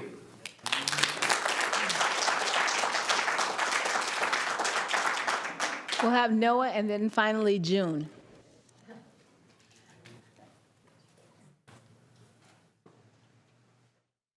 I'll be very brief. Chair, members of LAFCO, Noah Painter, Director at NECA Sacramento, National Electrical Contractors Association. We're here in full support of the project. I represent 136 employers in the Sacramento and Northern Nevada area. This is a great project for our industry. It's going to put people to work. It's in the right place and in the right location.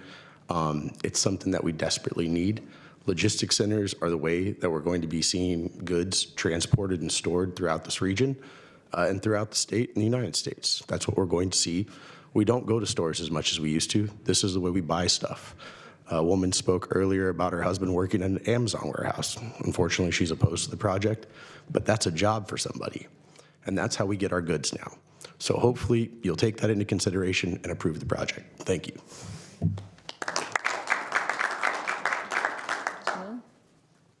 Can I get this? Sure.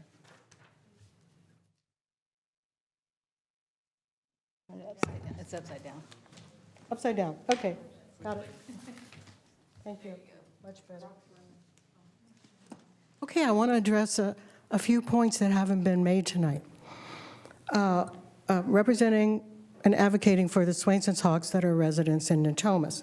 This project site has a nesting Swainson's hawk right on its adjacent border, right in the, along Bayou. Those nests will be gone, okay? The population of Swainson's hawks in the basin is on the decline. This has been documented by biologists, Smallwood, Sean Smallwood. It's in the documents that are filed with this EIR. And we say this EIR is completely inappropriate and inadequate for assessing these impacts. One is, of course, that it's a project that's right adjacent to several NBC properties that are operated to mitigate for the impacts of the North Natomas development. But the EIR says no significant impact.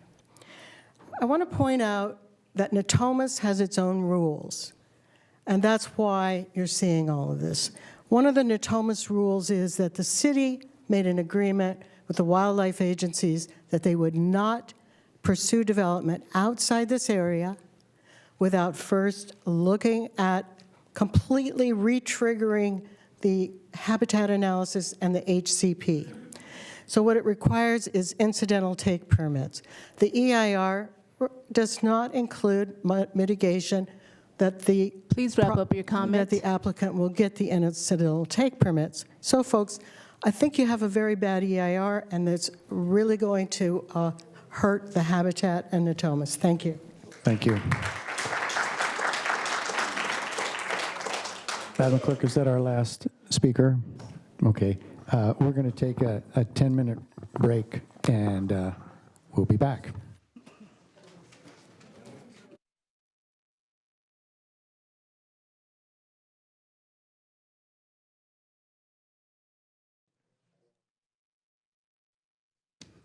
Okay, we're back. Mr. Chair. Thanks for your patience. Let me call roll to reestablish a quorum. Commissioners Little. Here. Carter. Here. Hume. Here. Jones. Here. Desmond. Here. Pratton. Here. You have a quorum with the members that are present. All right. Well, we've closed the comment period, and sorry? Mr. Chair, you bring it back to the commission in case there's any questions that the commission may have to staff.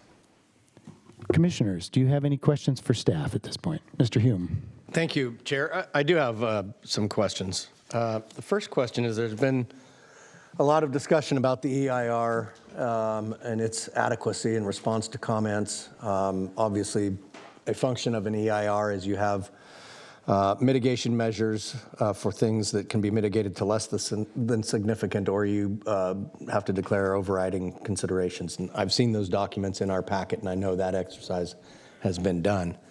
But I know that the parcel 8 that was referenced, which is essentially the, I guess it would be southeast quadrant of the overall area of SOI amendment, is not a part of what's been contemplated in the EIR. Would that require a new EIR at a future date? And I'm just asking because there's kind of a lot of slippery slope comments and things that are being made. And so would that be its own special consideration at some point in the future? At whatever project would be proposed? I'll defer to council.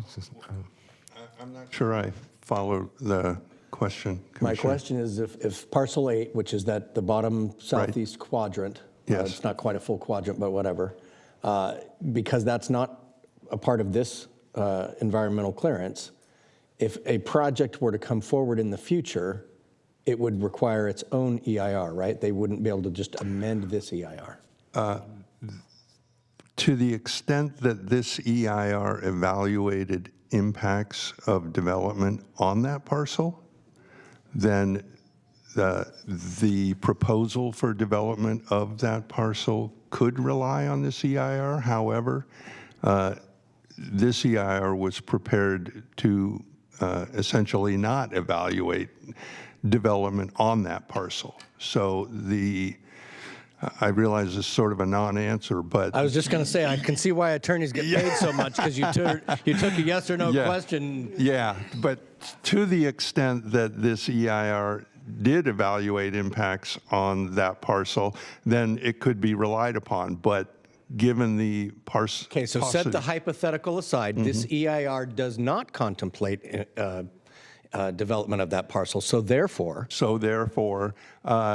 its usefulness in evaluating a development proposal on that parcel is very limited. Okay.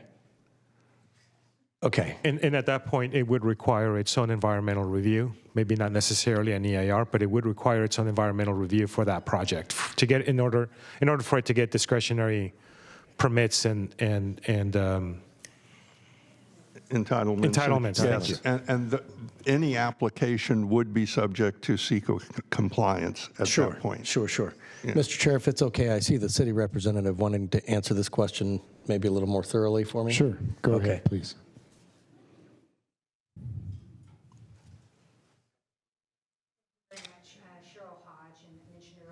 Manage our habitat conservation plan. So there isn't any specific development plans that have been proposed for that parcel, but as part of the overall EIR, there's land use assumptions. Potentially in the future, it could be pre-zoned if that area were to be annexed. But what's very important that I want to point out is that parcel and the parcel next to it. So the two parcels that are contiguous with the city boundary are already covered under the city's Natomas Basin Habitat Conservation Plan and the incidental take permits issued to the city for the overall development. They're specifically called out in mapping. So to some extent, from at least the HCP standpoint and potential for development in the future, they already have incidental take permits.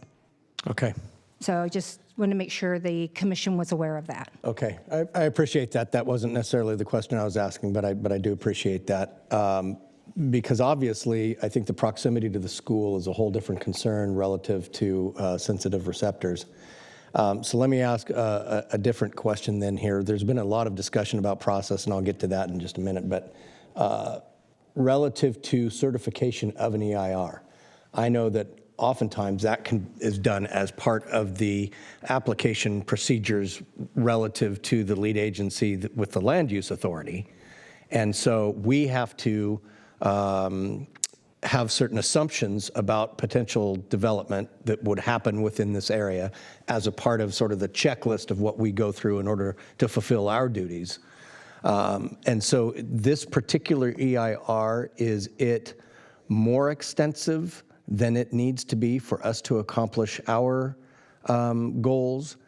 And then secondly, is there a process wherein the city would have more relevance relative to the project proposals that would be working through the regular application process of a development project? I can give the policy question and then... Thank God, because I thought you were looking to the attorney, and I thought, here we go. No, okay, so there's already a case law established called Bozung versus LAFCO. And what the case law indicated was that LAFCO is not just moving a line. LAFCO is supposed to be considering the potential use of the land in its decisions. So you have no land use regulatory authority, and you're supposed to be looking at services, but you also can't ignore what's going to be on the land. So that's why in the staff report it's saying you're solving a riddle inside an enigma. So the policy question is that you can't ignore what's ultimately going to go there, even though you have no regulatory authority over the land use. But what happens is that you're looking at it on the assumption that this project may happen in that area, and based on those assumptions, you can extrapolate what the service demand is going to be, and therefore, based on that service demand, you can have the CEQA that's associated with it. So the Bozung case tells you have to look at the ultimate use of the land, I think is the term. It's in the staff report. So you can't ignore it, even if you can't do anything about it. but it doesn't necessarily mean, and this is to the point that was made by a commenter, it doesn't necessarily mean that you're endorsing it. You're basically saying, okay, given these assumptions, what can we extrapolate, what can we say about what the impacts are going to be, and then that's your environmental review is associated with it. So that's the policy question. I didn't know if you wanted to add anything else to that. Yeah, and I'm going to add a little more explanation. Under CEQA, an EIR has to evaluate the whole of the project, which means all the foreseeable potential impacts. And since this is a single EIR for the Airport and South Industrial Project, it evaluates the impacts from build-out. And to your question about whether that's more than would normally be necessary for LAFCO approval of expansion of the sphere, then it probably is. But under CEQA, you have to consider all those impacts as you certify the EIR. Sure. And I'd like to add, too, that basically CEQA does not like having projects being dissected. They want to have a single comprehensive review that encompasses all discretionary actions over that piece of land. So you can't just have a CEQA just for the SOI if you know that there's going to be contemplated a development later on. CEQA frowns upon that. And so then I guess the other part of my question is were this to go forward and were the city to process a development application formally, is there another environmental clearance bite of the apple that happens to make sure that whatever had been contemplated in this part of the process is still applicable at that point? Do they have to certify the EIR? Yes. When the city approves a permit or an entitlement, once, assuming that the project, the property becomes part of the city, application is submitted, then the city needs to comply with CEQA for purposes of its actions on the project. And it would certify the EIR or determine that the certified EIR by LAFCO adequately addresses all the potential impacts of the application that could arise from the application that's before it. Okay. Thank you for indulging me in that, and I appreciate the answers. And it's just because there was a lot of comments tonight, obviously, that seemed to revolve around the process and then around the adequacy of the EIR. And so I wanted to just tease out that there is a part of the process that will further examine and scrutinize the adequacy of the EIR. That's not finished here tonight. Is that correct? Yes, because this all you're doing is you're determining whether or not this is a logical expansion of the city. Then at that point, it goes to the city to determine exactly what should be developed. And obviously, we have this as a project. The city may ultimately say no, and then go back to the drawing board. The city may approve it and then request annexation. But at that point, it's all the discretionary action of the city, and so there's going to be further analysis in terms of the impact. But again, the CEQA, the EIR, is supposed to have already contemplated the environmental effects of that. There are other obviously issues relating to land use and planning and direction that the city wants to take. Okay. Can I add to that before you leave this topic? It's complicated, obviously. When an application comes to the city will be making a determination, as I said, that the potential impacts from its approval or whatever it is were all adequately addressed in the EIR. And at that point, then that's a new determination. And if there are members of the public who question that determination, then they will have an opportunity to object to that determination at that time. And so then, and I apologize that I'm wonking out on this, but I try and get into the weeds on the actual process that's going forward here. At that point then, does that require a new environmental document, whether it's a mitigated neg deck, or is this a programmatic EIR and that would be a project EIR? I mean, or is it simply it's a covered project under the previous environmental? It will depend on the scope and nature of the application that's before the city, right? If that application is such that it was fully described in the EIR that was certified here, and then the city could make a determination that all the potential impacts from its approval of a development permit, for example, on the property were adequately addressed in the EIR that was certified by LAFCO on this date. And if someone disagrees with that, then because that the city will file a notice of determination at that point, and that will initiate a new 30-day statute of limitations. And someone can say, well, I disagree that that the impacts from your action, city, were adequately addressed in that EIR. Okay. I think I'm tracking with you.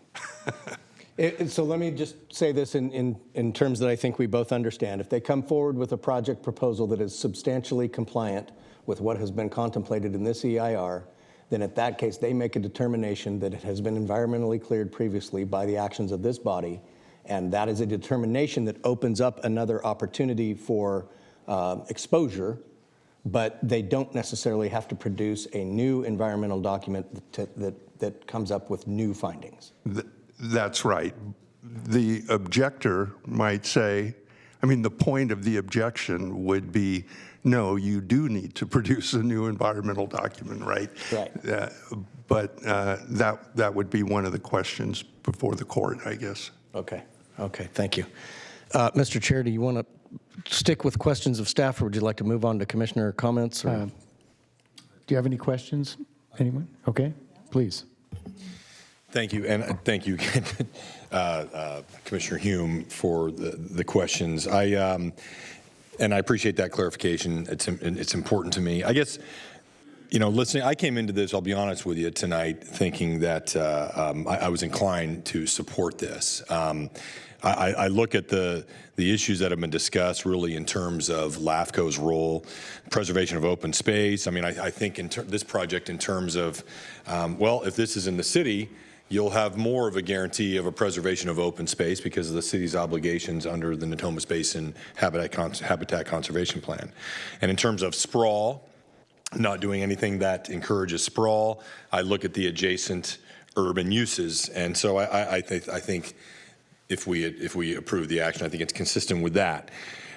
But I do appreciate all of the concerns by the environmental community. I appreciate your work, Mayor Fargo. Certainly appreciate, you know, everything you do and your advocacy and all the work you did in the Natomas Basin Habitat Conservation Plan. I mean, I think it's been a huge benefit for us in Sacramento County. And the laborers who are here, you know, the work you do, I know Sacramento County is going to continue to build out our logistics centers and distribution centers and continue to be very proud of the work that you're doing in Sacramento County. And the applicant and everybody who's here tonight, I just really want to say how much I appreciate all of you staying here for such a long LAFCO meeting, because usually they're not this long. But I also expected tonight to hear from a representative on this LAFCO board from the city of Sacramento. And I got to tell you, it's very frustrating to me that we are expected to make this decision and we don't even get a signal from any elected official in the city of Sacramento. And a question I did have for you, Jose, is this typical? I mean, a decision of this magnitude coming before a LAFCO. I know this was initiated by the applicant, certainly, but is it unusual that you wouldn't have any indication from the elected body of the municipality who would be accepting this new sphere of influence? So what LAFCO law calls on you to do is that here you're acting as a commissioner of LAFCO, not as a representative of your home agency. LAFCO was structured to be essentially try to look at an issue from multiple angles. This is why there's a LAFCO in every county, as opposed to having one statewide agency that oversees all boundaries. That was the initial proposal by Governor Pat Brown, was to have a single agency, and instead it created 58 LAFCOs, each LAFCO having its own state, basically the same basic law to implement, but it's supposed to take into account local conditions. But one of the things that LAFCO law specifically tells you is that when you're sitting up on the dais, you're not a county supervisor, you're not a city council member, you're not a director from a special district. You're a LAFCO commissioner. And as a result, you don't necessarily have to be looking out for the interests of your home agency. And in fact, there have been precedent where a county supervisor or a city council member votes one way when they're at their home agency, and when they come to LAFCO, they vote a different way. So there is precedent for that, and that's because that's what the law calls you to do. You're not a county member. You're not a city council member from Galt or Sacramento, or a special district representative from Sac Metro or Casunas RCD. The reality is that you are, as a LAFCO commissioner, looking at this and trying to make a decision: does this make sense? Now, there's that. That's the legal. That's what the law requires you to do. To the extent that you have heard from city staff, but you feel that you need to hear from elected officials from the city in terms of how they feel about the project, that's a call that you can make, and that's a perfectly fair question to ask. So it's not a requirement. You're not called upon it. If you were to make a decision tonight to approve the SOI without input from the city, that's perfectly valid, and the courts have given you that discretion because you're looking at it from the facts. But if you feel that you need to hear from the city of Sacramento, specifically from the electeds on the specific project, it's perfectly valid for you to say, you know what, we give it 30, 60 days. I think the law allows you 90 to continue an item for up to 90 days to do that. It just occurs, and the reason I ask it occurs to me that so many of the concerns are about the decisions that are going to be made by the land use authority. LAFCO's not the land use authority, and I know that what they do, we don't condition decisions we make based on what they do, but I would have a lot higher comfort level if I had at least just an indication of whether this is even going to be something that the city wants to pursue, their elected body wants to pursue. And, I still don't know where I stand on it, so please don't clap yet, but this is what I'm wrestling with. So. Yeah.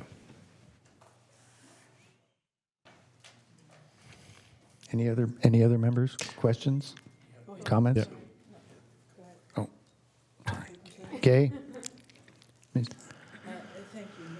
Commissioner Miller. Operating? Should be working. It's working, yeah. Okay, thanks. My comments and questions. Oh, see, you are facilities operators.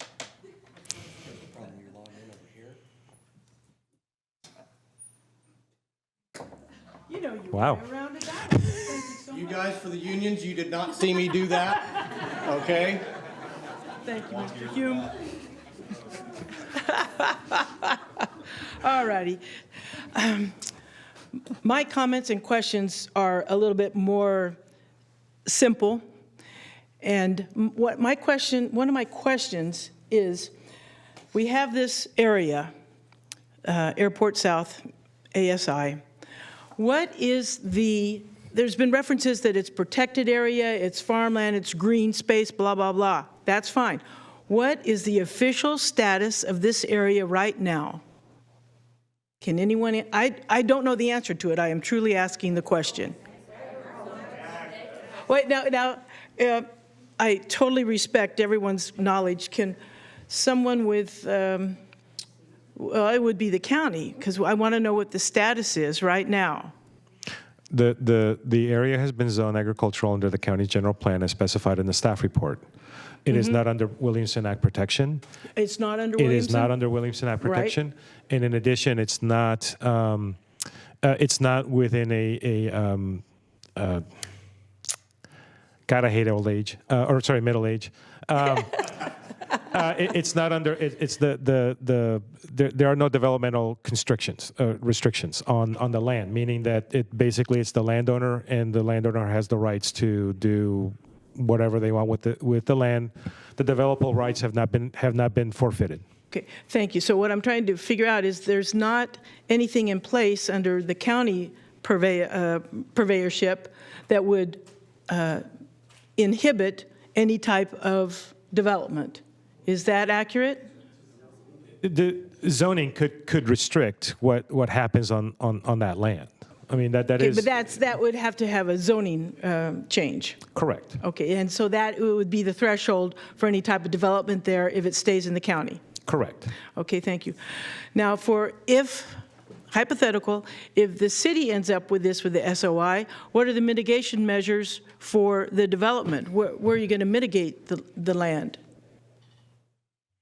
According to the EIR. HCP or where? Yeah. Okay. So according to the EIR, there are two types of mitigation relating to the development of this land. One is the agricultural mitigation, and the other one is on the habitat mitigation. The agricultural mitigation is 1-to-1. That's consistent with LAFCO LAFCO policies. They do not necessarily have to be within the Natomas Basin. However, the habitat mitigation does have to be within the Natomas Basin. That's called upon by the HCP, which, as noted before, the city is a signatory to. Okay. No, thank you for that delineation, and I remember reading parts of this, but part of what goes on here is we had a 2010 special planning area put up by the county. I don't even know if that got established. We have a Natomas Joint Vision area from 2012, and all these overlapping things such as airport land use and compatibility study, Natomas HCP, and so we have an overlap of all these different programs, and it's very disconcerting to me because I don't know what the real priority, what the strength is. So if it comes down to zoning, then that's it. Let's see. One of my very, very, very weighty points that I've used in evaluations for LAFCO projects, amendments brought forward, has been the urban services boundary. And I take that as a very strong, weighty position. And I have not seen anything that would precipitate a change in that. Even in that 2012 area, from the Board of Supervisors to the community planning, they mentioned under the Natomas Joint Vision area that they might have a new location for the urban services boundary. I take it that has never been changed since 1993?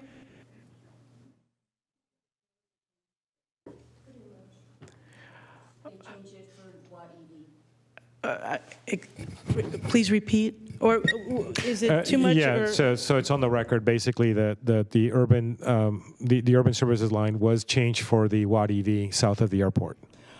Oh, okay. And see, that's another overlay of uses in the 100,000-foot viewpoint of this development. All right. Well, again, the urban services boundary is a very, very big item for me. Thank you, Mr. Chair. Thank you. I have just a couple quick comments or questions. First question is, are there any landowners within the agricultural space that this is looking at being taken over, opposing this project or raising concerns about this project? The way that the LAFCO law is structured is that you take into account the landowners of the site in question as primary, and then the surrounding uses or the landowners in the surrounding area you take as advisory. So in this specific case, the majority owner is North Point. However, there are some owners of parcels within the project site that are in the non-participatory parcels. And they are not opposed to the sphere amendment or to seeking the entitlements for the Airport South project if it advances to the city. Mm-hmm. So they're just not part of that development plan that you've seen today, where it involves the warehouses, the retail space, and the hospitality. Okay. And, you know, we've had a lot of comments tonight about preserving ag space and open space. And, you know, I've spent the better part of my career working on agricultural protection. And I just want to make a real clear distinction that there's a great distinction between protecting agricultural land and protecting open space land. And the reason that we have landowners looking to make hard decisions like this and give up land is because we're forcing them out of production. When you bring housing developments and you bring that closer to these things, that forces land out of production. These farmers are not able to actually farm the way that they were wanting to farm originally because of being encroached on by housing developments and things of that nature. So I want to make it a real, clear distinction. That's where I get a little sensitive to these things, is there's a stark difference between open space preservation and ag preservation, because this is, protecting open land for particular agricultural things that do not affect neighboring landowners, affect schools, all those things. You are limiting agricultural production. So I really, take that into account, and then also truly champion private property rights when you are wanting to make changes to your land based on being forced and squeezed out in that capacity. That's a landowner's right to be able to do that as well. So that's kind of some of the issues in this project that I'm wrestling with, but heard a lot of comments tonight about the open space. I want to say this is more of a request to preserve open space, not true agricultural production, because that is limited in scope based on the current confines of this area. Thank you. Anyone else have a comment? Okay, please. Thank you, Chair. First of all, let me just thank everyone that came out to speak on this issue tonight. I appreciate all of the input, appreciate the role of this body. About a quarter century or so, I've been involved in LAFCO proceedings, either from afar or directly. I've seen just about every process imaginable. I've not seen the voter-initiated process, though, so that might be fun to see someday. But I've seen landowner-initiated processes. I've seen city agency-initiated processes. I've seen processes that are concurrent, where sphere of influences and annexations happen at the same time. I've seen processes that are sequential and that go one following the other, and usually several years in between. And so, if you remember, there was a thing on the internet a little while back of this dress.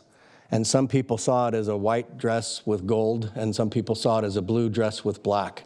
And the point is, it was the same picture, the same dress, but we saw it a different way. And I think that's kind of what happens with LAFCO processes is, it's easy to attack the process because it is complicated. It's very narrow in scope and in focus, but the implications of it and how it comes to be are not something that most of us deal with in our daily lives. And so when I have a situation like this that is further than layered in complexity, because you have an urban services boundary, which is a county situation, has no bearing upon the city. And you have the Natomas Habitat Conservation Plan, which is a city agreement, has no bearing on the county.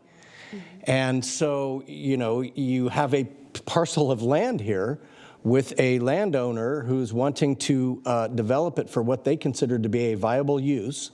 And that's something that we can argue about ad nauseum, not tonight, hopefully. But the reality is that they would not be wanting to pursue this path if they didn't think it were viable. And so we can wish where we think other developments of this like should occur instead, but the reality is that where the market determines that to be feasible, especially, I can't remember who said it, but in a hyper-logistic world, wherein you have products flying in, you have products being trucked out, and you have products being put into smaller vehicles to be distributed into neighborhoods. All of this is a changing landscape. And speaking of changing landscapes, we have a massive EV charging station going in next door that is anticipating the electrification of our fleet. And so some of the concerns that are contemplated in the EIR relative to particulate matter may not even hold true for the life of this project. And the process is one that, even with the action of this happening today, it could be several years to go through the city steps to come back and then process an application for annexation. And so that is all just to say that as far as what I think, as was mentioned by the executive officer, my role tonight as a LAFCO commissioner is to look at whether or not where this parcel is located meets the sort of guardrails that are put on LAFCOs with respect to compact, orderly development that discourages urban sprawl. And I think that, without such passionate folks fighting for Natomas, this parcel meets all of those things in spades. And so I have to say that I appreciate all of the input from you folks. I know we may not agree necessarily on the outcomes, but I am thankful that somebody is out there fighting for these things because it does result, I think, in a more balanced future. However, as far as I am concerned, I would be willing to move forward with the process as has been proposed this evening.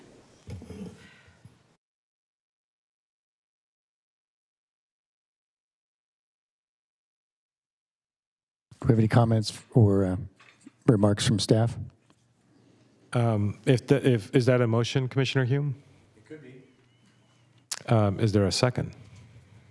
I'll second. Okay.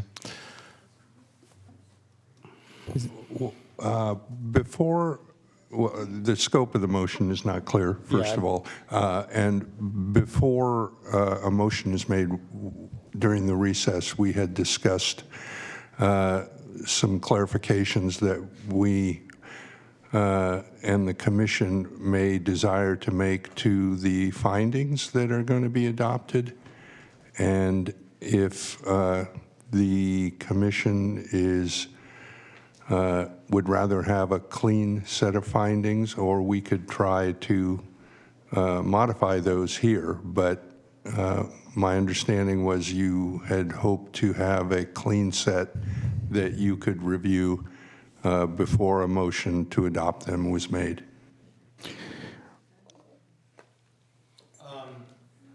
In light of that, and given the unspecificity in my motion, I would move to adopt Resolution LAFCO or LAFC 2025-10, which is approving the requested sphere of influence amendment. Resolution LAFC 2025-11, which is approving the SOI amendment for the sewer district. And I would stay recommendation 1 relative to the environmental impact report and direct staff to come back with clear findings. I believe they have to go together. Well, so that may not work. Before you can approve the sphere of influence amendments, you do need to act on the CEQA certification of the EIR. So that sequentially needs to come first. Very good. Alternatively, we could do this at a subsequent meeting where we have the actual. Is that cleaner? If you were to continue the hearing to a date certain, you could continue the deliberations and then adopt the resolutions that you need. Okay. Go ahead. could we close the public hearing and continue the deliberations to that later date? No, we close the public comment. We leave I mean, it I'm closed. sorry, close the public comment and Yeah, just public we're comment just is closed. continuing the deliberations and the motion to the next meeting. Is that correct? Okay, right. Is that okay with you, Mr. Hume? Sure, I'd be fine to continue this item. Do we have a date of what that date certain would be? The next commission meeting is set for May 7th. May 7th? I believe that conflicts with cap to cap. No. No? Cap to cap is, my understanding is May 2nd. Okay. Then I would make the motion to continue, to leave the hearing open and continue the item to May the 7th.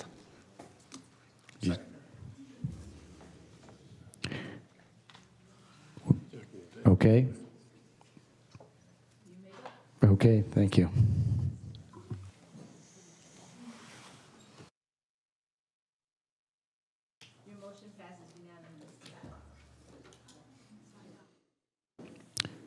Okay. Well, I thank everyone who came out for, we had a lot of speakers tonight.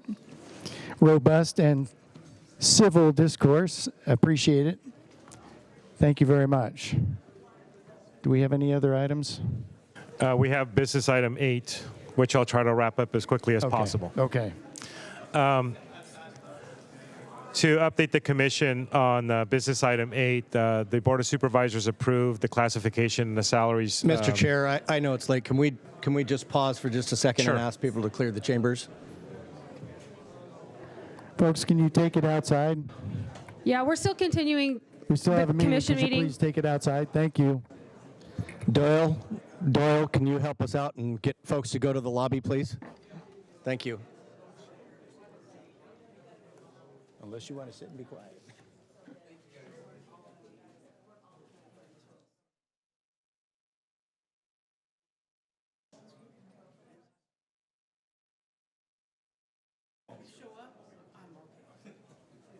Well, I tell you, we're going to take that. We're going to take that out of your.